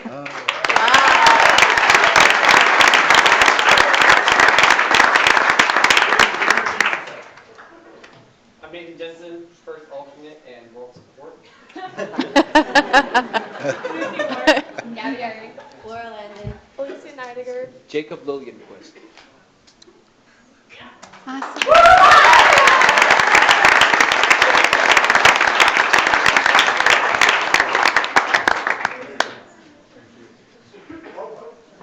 Gotta shake the mayor's hand. Oh, thank you.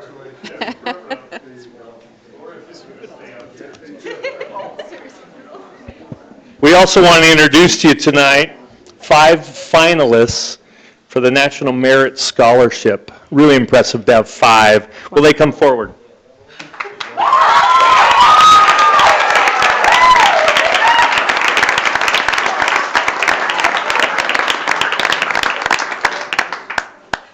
Oh, 4. Never mind. 4 are here tonight. Jay, why don't you start? I'm Shay Smith. What up? I'm Elizabeth Warren. I'm Laura Landing. Michael Barkle.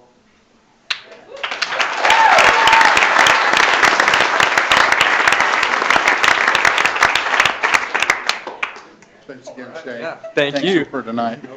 Thank you again.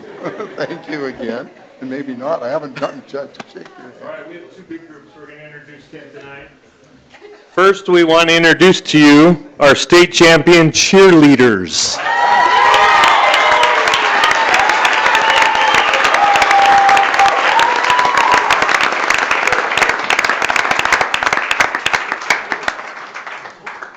Mrs. Larson, will you come forward as well?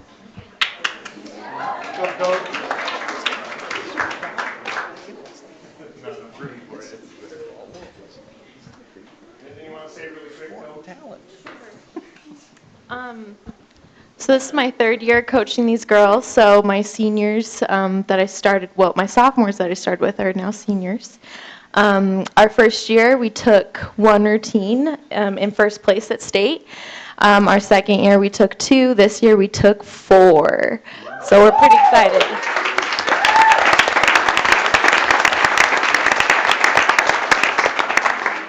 Do you guys want to introduce yourself and your grade? I'm Michael Ray and I'm a senior. I'm Morgan Tidwell and I'm a sophomore. I'm Layla Welch and I'm a sophomore. I'm Kirsten Nielsen and I'm a sophomore. I'm Hannah Anderson and I'm a sophomore. I'm Emma Thomas, I'm a junior. I'm Lindsay Black and I'm a junior. I'm Annie Numbers and I'm a junior. I'm Patterson and I'm a sophomore. I'm Ray Hendricks and I'm a sophomore. I'm Marissa Brewster and I'm a junior. Awesome.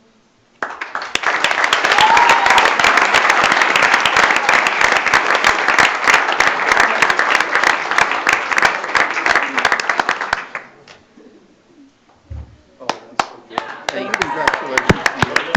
Thank you. Well done. I love watching you guys. I love watching you all do those things. Thank you. Congratulations to you. Congratulations. Life is good. The final group we wish to present to you tonight are region and state champions 8 out of 9 years, and I don't think we can count how many state championships overall. It's our drill team.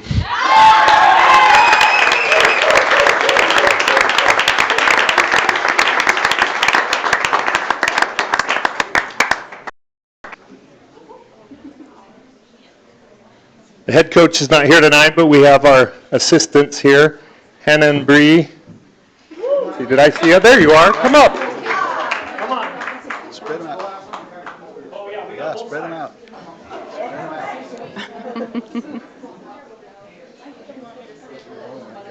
Go for it. Hello.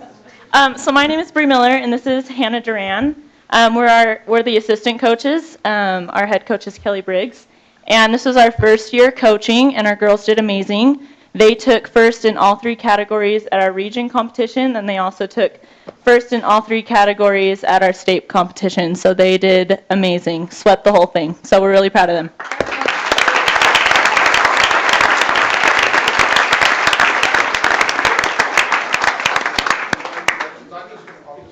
Down the line. Do you want to introduce yourself down there? Yeah.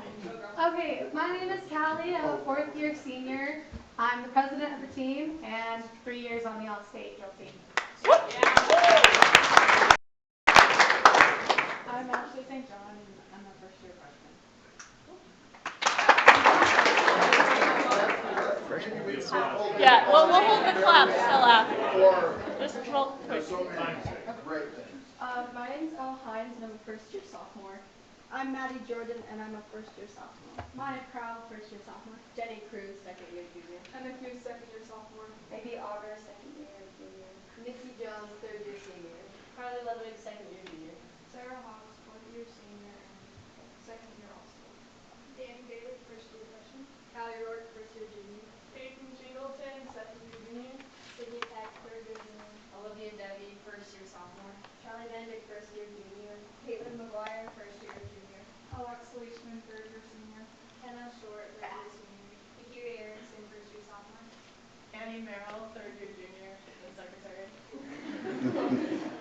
Bailey Thomas, the third-year senior and vice president. I'm Brooklyn Farm, a second-year senior, dance captain, and first-year all-school. I'm Cindy Wilson, and I'm a second-year sophomore. I'm Lindsay Howell, and I'm also a second-year sophomore.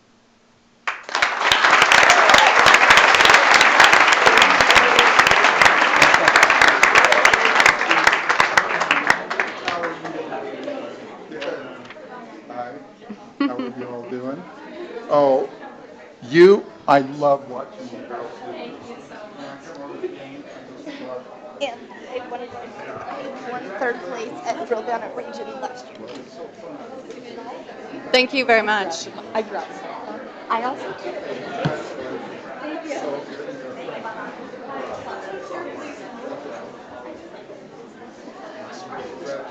From the Sterling Scholars to those that love the arts.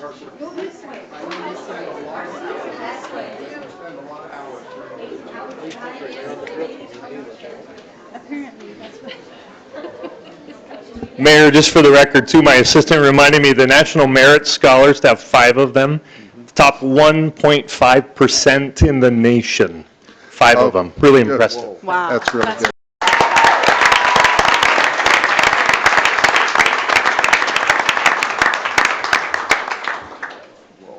Council, is this just one of the most fun things that we do during the year?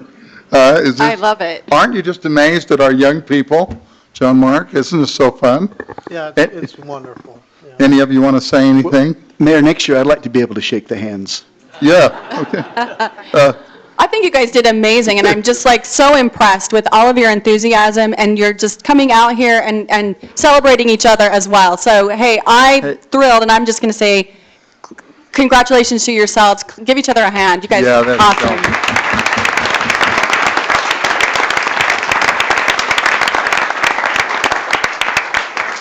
Could there be better young people in the city anywhere? It's just amazing. Thank you. Thank you all. Now, we're going to do a little more business, and you're welcome to stay. Right. But if you just kind of go out quietly, because you don't want to be here any longer, we completely understand. Or you can stay. Hey, thank you. Thank you. Unbelievable. Thank you. I really appreciate it. That was impressive. I've got a list of all the things. I've got a big list of all the things that you're talking. Oh, she's the best. So impressive. Thank you. Only thing I Yeah. Oh, good. Good. Awesome. By the way, you were amazing. Nice job. That's right. Hey, isn't that fun? the budget, that's it. 2 of the triples. And the third one? Thank you for that information. That is a great jersey, too. The raving fans of fun. Wow, that's the most Zach we've ever has had here. dark That's hair for like sure. Nick, but Nick is so thin. I know. That's right. He's diabetic. He's the one with the black hat. He was my teacher's president. Well, Galen, this is just a little hard to turn it over to you, you know. It's not very fair to you, Galen. I can't compete with that. Can you? I was going to say, can you just up your game just so we? You just do one guess we could, cartwheel or something? We could recognize all of you for your expert performance during the budget season. You know, Well, get thank awards you. on that. So. Oh wow! Do you have awards though? Yeah, it's right here. Yeah. So if you will, we'll turn it over to you. Okay, be glad to. Mayor, members of the council, every year at this time, state law requires that we adopt a tentative budget the first meeting in May, which is where we're at tonight. And the document that has been passed out to you already that is very familiar to you, the 200-plus page document, is presented tonight as the city's tentative budget. And it encapsulates all the meetings that you attended, all the meetings that went ahead where preparation was made department's budget and balanced with revenues that were available and expenses that were presented. And it also includes rates and fees that are proposed and a long-term capital plan that charts the city's direction for replacement and acquisition of new capital projects in all the city's funds and departments.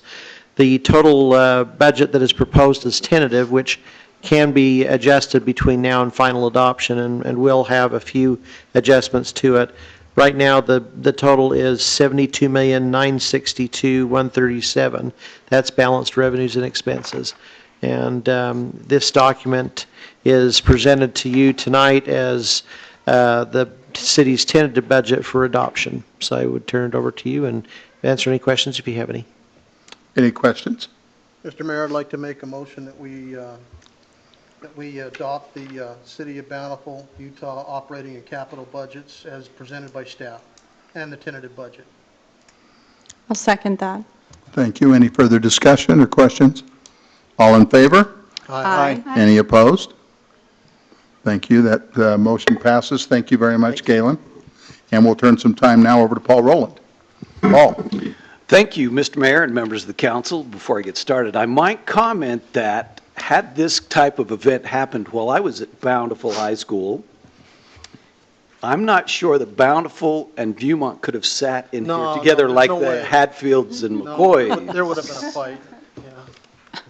So this is a great thing to see. You know, Paul, when you were in school, I'm really glad you brought us down to that level. We would hit each other with those stone axes and dinosaur bones. Yeah.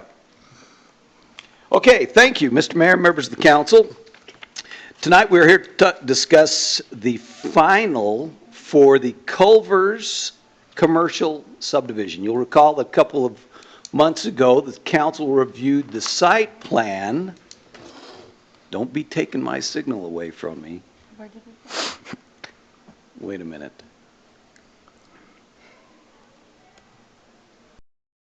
Now I've taken it away from myself. Here we go. There.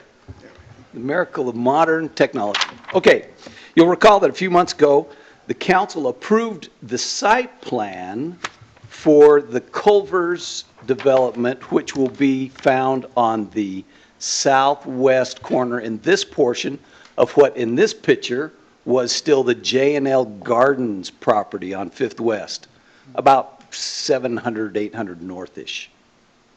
You'll recall that at that time we discussed the fact that Culver's was going to occupy this 1/4-ish of the property and leave the remainder undeveloped, and now they are requesting a subdivision of the property into 2 commercial properties. You'll also recall that at the time, Culver's had been required to dedicate some property to UDOT, because 5th West is UDOT Street, and to get an easement from the next door neighbor north in order to provide for their access onto the site.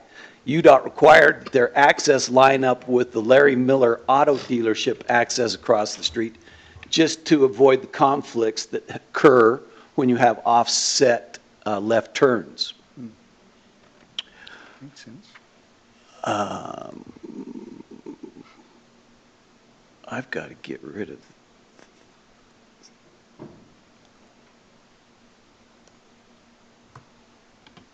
Yeah, bummer.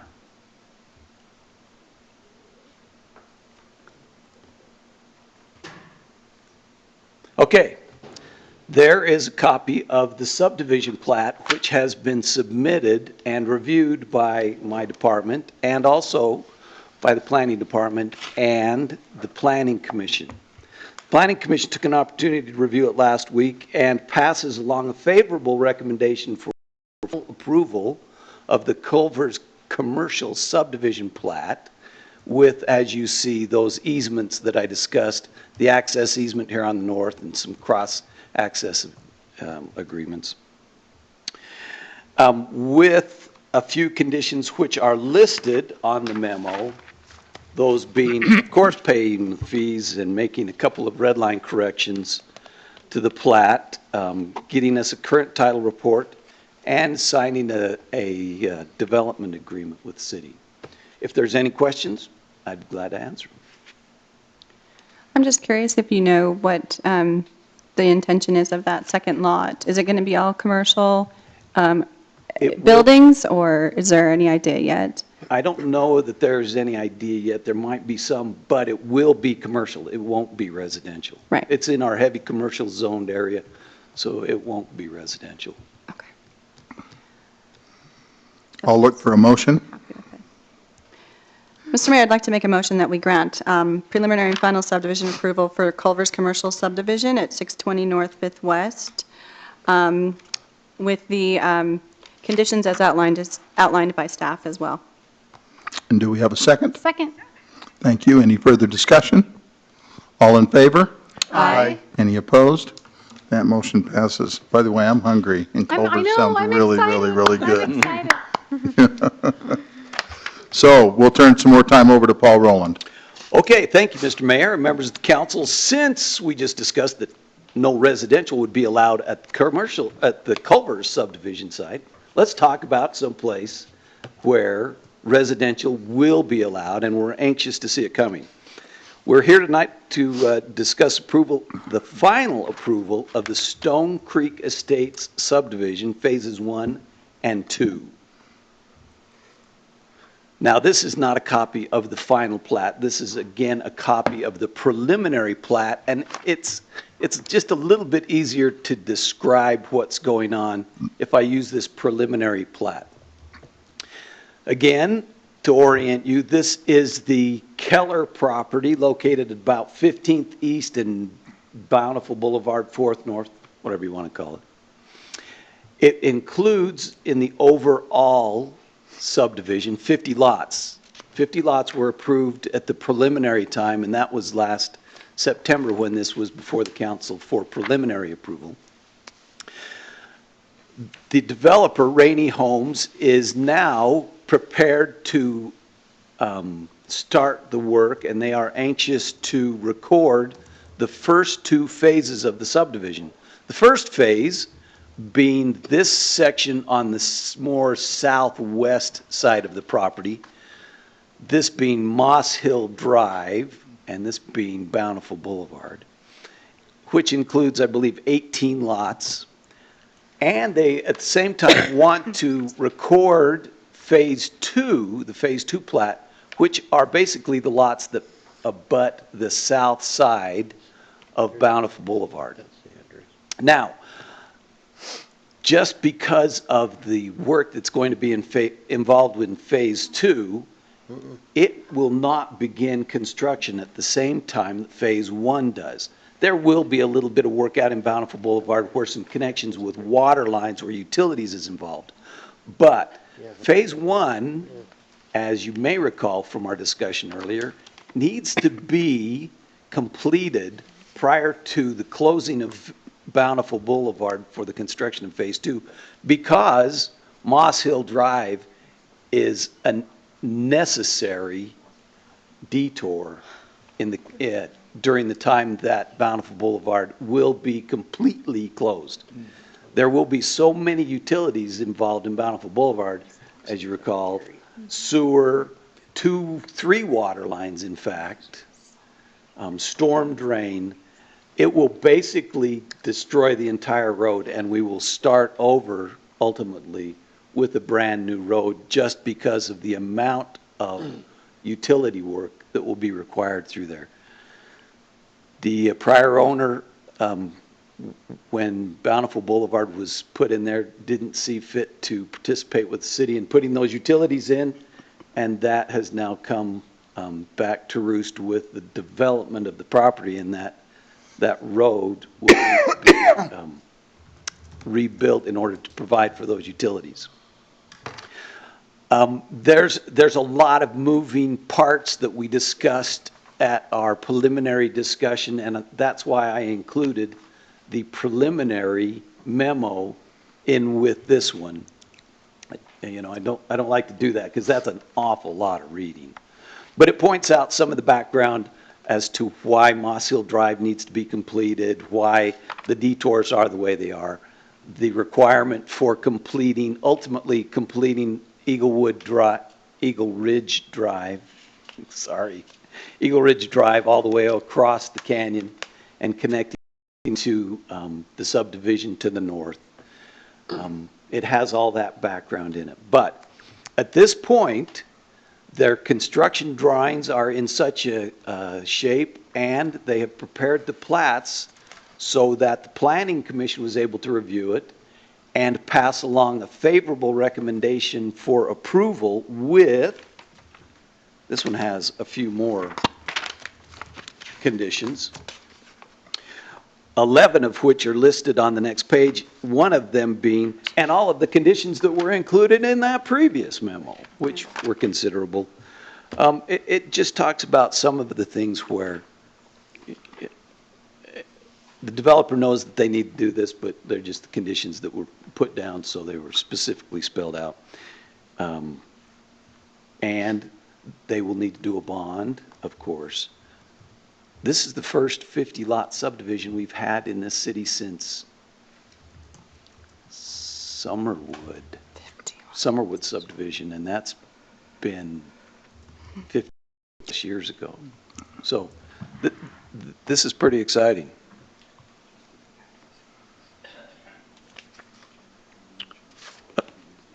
Oh, yeah. Gary just pointed out that the address on the agenda is not correct, and if you refer to the address, about 1600 East Bountiful Boulevard is the address that puts you pretty much in the middle of this thing. Anyway, I'd be glad to answer any questions if you might have those about final approval of Phase 1 and Phase 2 of Stone Creek Estates subdivision. Is this about like 25 homes each phase? No, you said there's 3 phases. 25 altogether in these first 2 phases, 18 in 1 and 7 in 2. So there will be another 25 lots between 3 and 4. Okay. Do they have like a tentative, I know they wanted to start doing all of the utility work on Bountiful Boulevard, but do they have like a tentative time frame for when the homes will begin construction, or? Well, if you were to ask a developer, of course they would say, as soon as possible. I would guess that you will probably, they will probably get utilities and development to a point that they can start, we can start issuing building permits probably later in the summer. Oh, maybe, okay. Maybe I'm thinking fall. early fall. Okay. And then the following phases will follow within about 18 months after this one starts. I'm gonna go to Brock. Is that right? Yeah. We've had a lot of questions about, well, when will Phase 3 happen so we can get that connection across to the north side? And that's roughly 18 months after Phase 1 starts. Phase 1 starts? I told the Planning Commission, yeah, 2020-ish, probably figured 2020 sometime. Mm-hmm. Did the Planning Commission have any other comments or anything else, or were they pretty much in agreement? Was there any concerns that they saw? They were excited to have this get going. Sure they were. This is pretty exciting, I think. I know I'm excited for it. It's true, it really is exciting. Any further questions for Paul? See, Paul, just for my information, are any of the lots been sold? No, they can't sell any lots until they're actually recorded because they don't exist. Okay. But it's my understanding that there has been a lot of interest, and they have taken some reservations on lots, several, I would guess. Size of lots? Size of lots? Size of lots are ranging from about 13,000 square feet is the smallest, 14,000, up to most of half an acre. Size. Yeah, you're welcome. 28,000 square feet, which is over half an acre. So would the largest be a half an acre? A little bit bigger than that. Basically, I had to kill Google Earth a little while ago. If I could bring it up, would back out and look at the surrounding area, and the area to the south, the Granada Hills subdivisions, would basically be the same size lots. Maybe, in fact, a little smaller than what some of these are around that cul-de-sac. But basically, what you're going to see is an extension of the Granada Hills development immediately south around that church right there. be extended up into here. Thank you, Chris. Any further questions for Paul? If not, I would look for a motion. Mr. Mayor, I'd like to make a motion that we consider, that we grant final plat approval for the Stone Creek Estates subdivision, Phase 1 and 2, located at about 1600 East Bountiful Boulevard. With the conditions as listed by staff in the memo. I'm sure that's already been discussed. Thank you. Second. Any further discussion? All in favor? Aye. Any opposed? And that motion passes as well. Congratulations to you. Send photos. We're excited. Yes. And we'll turn some more time back to Paul. Let me just take that off. Get rid of the distractions. Okay. Mr. Mayor and members of the council, it is time to let a bid award for our water line installations. Over the last while, you'll remember that we've done a lot of talking about water lines and replacing water lines and need for water lines and how this type is going bad and that type's going bad. And we spent a lot of time talking about that. Well, now let's talk about replacing some of those. So we put together, Lloyd actually put together a contract in order to get us a contractor on board to do some of that replacement. The first thing being putting a water line up the street to that new tank that you can see there on Bountiful Boulevard. As you've driven up the hill, you can see that we've got that new 1.5 million gallon tank under construction up there. And right now, there isn't a pipe within quarter of a mile of that thing to get water to it. So we kind of need to get us a contractor to put a pipe up there so we can get water in that tank. Well, we opened bids last Tuesday to see where we could find us a new contractor. You know, over the last several years, we've started using a little different way of advertising our bids. Of course, we meet all the advertising requirements, but we've started adopting the use of the state's bidding platform. Previously, it was called BidSync, and now it's a new platform called SciQuest. But it doesn't depend on somebody getting up in the morning and opening up the Tribune and looking in the legal notices. They actually, contractors that sign up with these bidding platforms, get notified when bids come out that pertain to their type of work. And so we get quite a bit more coverage. This year, we got bids from 5 contractors. And we felt pretty good about that because there's a lot of work going on out there, and it's kind of hard to get contractors. But 3 of them we pretty much had never heard of before because they were coming in from Utah County and the south end of Salt Lake County. We've had them from Cache County come in and supply bids. And so we have had to do a little bit more due diligence than we have in the past, just having mostly the local contractors supply us numbers. Well, we opened the bids, and if you read it through Lloyd's memo, you'll see that waterline construction has not been immune to the construction inflation that has been going on pretty universally throughout the country. He noted that 13 items, and we have like 30-something items, 13 of which had increased by 10 to 50%, and 8 items had increased in price more than 50%.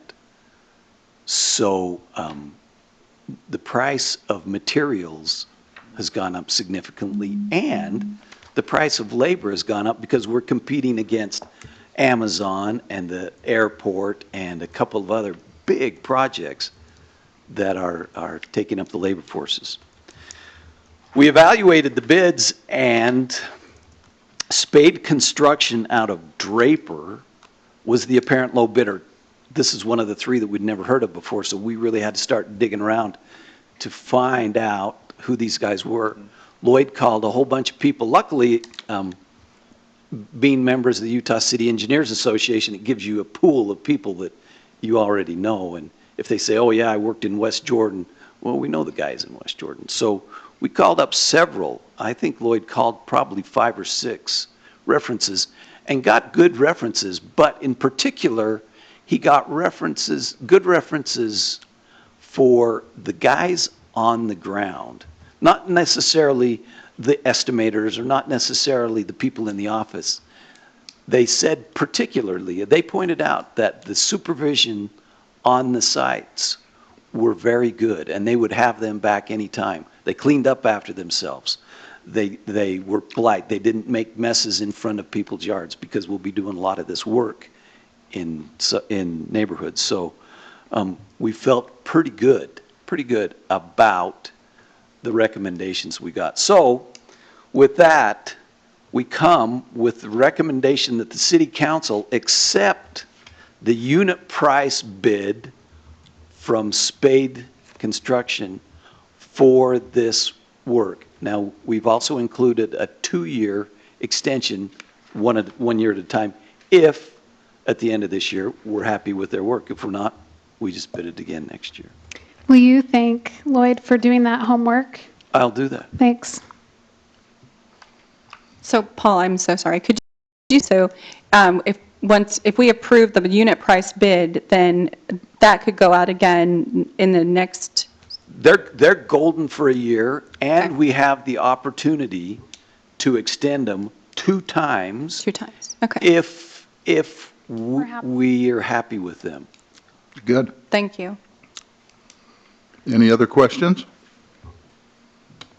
Not, I will look for a motion. Mr. Mayor, I'd be happy to make a motion that we, let's see, okay, hold on, sorry. That we grant approval for the proposal from Spade Excavating and award the contract for the 2018 waterline projects for the unit price submitted in their proposal as outlined. Second. Any further discussion? All in favor? Aye. Any opposed? That motion passes, and Chief, be here all night. Thank you. Yeah, I bet you have. So have we. Thank you, Mayor and Council. I appreciate the opportunity to be here tonight and present the following recorder for your approval. This is a request to approve the purchase of a Stancil phone and radio recording system for our communication center, and the funding for this equipment has been approved in our fiscal year 2018 budget. Our current recording equipment is 20 years old, and we recently had another repair. We've had some in the past, but in this most recent repair, we were told that it's getting very difficult to get parts for this equipment. And this is the equipment that records all of our phone calls coming into the center, all of our radio traffic. It could be extremely critical if someone was giving us life-saving information and we're unable to, through our center, to pass that information along to officers or EMS or firefighters. So it's certainly something we don't want to run into, and we've gotten the use out of the equipment that we have. And going forward, we were able to get a bid from Stancil, which is a state bid contract, and this is a recording equipment that is similar to the other agencies around us, dispatch centers, so it keeps us consistent with what's happening in our area. And it also covers the equipment, training, and the installation. The bid for this software system is $30,070. Because it is something that we don't buy often, we just wanted to make sure we were getting a competitive price, so we did also go out and seek a second bid from Goserco, which is also on the state bid contract, and that came back significantly higher at $36,888. So we're respectfully requesting your approval, and I'm happy to answer any questions. Mr. Mayor, I'd like to move that we approve the purchase of this Stancil 911 recorder and $70. Thank you, Kendall. And in a second? Second. Chief, I had a quick question. Sure. So when would this would be already ordered or ordered July 1st for your new budget, or is this on this year's budget? It's on this year's budget, Okay. so we'll order it as soon as we are approved. There will be some delay in getting it up and going because there's an interface that has to be purchased as well with our CAD e-force system, but we're in the process of doing that now, so. And you said that includes training for all the personnel. Is For our that communication. ongoing training or a one-time setup type of a scenario? It's more of a one-time training. It's just to get them used to how this equipment functions and operates. And it's automatic, but for them to play back recordings, that's the piece that they'll need to be trained on, and then also how to pull it up, later. It's not uncommon for us to get requests from media or interested parties on calls that we've been involved in. So it's a fairly simple training process. Thank you. Thanks, Chief. And we've had a motion and a second. Any further discussion? All in favor? Aye. Any opposed? Yes. All right, have thank you. a new recorder. There we go. Now you're official. Step by step. Yep, thank you. Any other information, questions, or comments from the council or the staff? I have a comment. Okay. I'd like to see everyone sitting here Thursday at 11:45 for the 20th anniversary of Coats for Kids at Joy Luck. Yeah. And we actually will have a special guest speaker, a mayor of a major city will be with us. You haven't asked me yet. I asked you already. Okay. I was just wondering. Any other, did you have a comment, Gary, please? I have a question for the council. In light of the conversation about truth in taxation and the homeless shelter funding that is going to be now taken out of our budget, our sales tax revenue from the state, we were planning at the next meeting to have a conversation about that. I was wondering if you wanted to do that in the work session, or if you'd rather do it in the regular meeting to talk about sort of the needs and the scope of that process. I would say I don't really have a preference, but I know that I've heard a little bit of feedback that the audio in the other room is a little bit tricky. So but either way, whichever way is fine, as long as people that are trying to watch it can hear the conversation. Okay.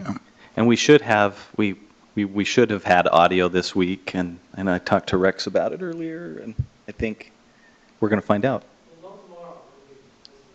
Okay. Okay. Yeah, so but that's great feedback. So dependent upon the knowing tomorrow, then that would determine where we'd have whether it's in the work session or not. If that works for you. That works. I'd like it to be in a work session if that really matters. Okay. I think I'm sure we can get the sound figured out by then. Hopefully it's already figured out and we're ready to go. Anything else from the staff? Have fun at Camelot. You look like an actor. I'd like to ask Chad if he'll use his accent in an upcoming presentation. Oh, yes, we probably ought to hear that. Oh my gosh, wow. In song form. Chief. Or Spamalot. Is it Spamalot? No, it's Camelot. No, just Camelot. Okay, sorry. Camelot. Spamalot's coming out too. Sorry. Mayor, maybe if I can just take just a quick minute, and it's obviously to go through a lot of details, but we obviously had a very unsettling and difficult case, robbery, that happened in our city and last Friday. And my main purpose of saying something publicly is we were very fortunate through this investigation that there was video equipment that recorded this entire incident. I've also had the opportunity to talk with the gentleman that worked at the pawn shop who was attacked and who responded and used the lethal force to protect himself. And I do feel it's appropriate for you and anyone listening to understand and realize really what was happening at the time this occurred. I think overwhelmingly the comments have been very supportive and strong in supporting what this individual did, but there are also at times are comments that, well, if he just complies with what they're saying, then there's no need to take a life. What was interesting in my conversation with him is he's a concealed weapon carrier. He had that weapon on him, on his back. He was being ordered to lay down on the ground face down. He was in fear that if the suspect holding a gun pointing at him from the moment he came into that business saw the gun, that could end his life. And it was fortunate and quick thinking on his part that he took an opportunity to try to escape, move back into an office area away from what was happening, and only used that force as the individual chased him in the room with his gun pointed at him. So it was, those are very difficult situations. He got a very unfortunate, quick lesson in what police officers deal with quite often in making those split-second judgment calls. But I just wanted you to know from me that I thought that he responded appropriately, that he was very aware of what was happening, and it was unfortunate that a death occurred at all, but that death could have been this individual or somebody else, and I support the actions that he took. So I think that is important. We're still looking for the other suspect, and there's leads that we're following and moving forward with, and these are big cases and require a lot of resources and activity on our part, but that's what we're doing. This is a case that's important to us, and we definitely want to get this other suspect in custody. Chief, were these individuals from our area? No. They're from out of state, as best we know, and they've been involved, or alleged to have been involved in robberies in other states, and possibly even others in our state. So, yeah. But I at least wanted to make that comment and publicly say that I support the actions that he took. I support the way he did it, and I don't think he had options that some people may think that he had. And even then, you still have to make a decision as to what you're willing to risk. And he was confident in his abilities, and he did what he felt he needed to do. So, but thank you. Thank you, Chief. Yeah. Thank you. Any other, Mr. Mayor, Yeah. move to adjourn. Second. all in favor? Aye. Aye. And we are adjourned.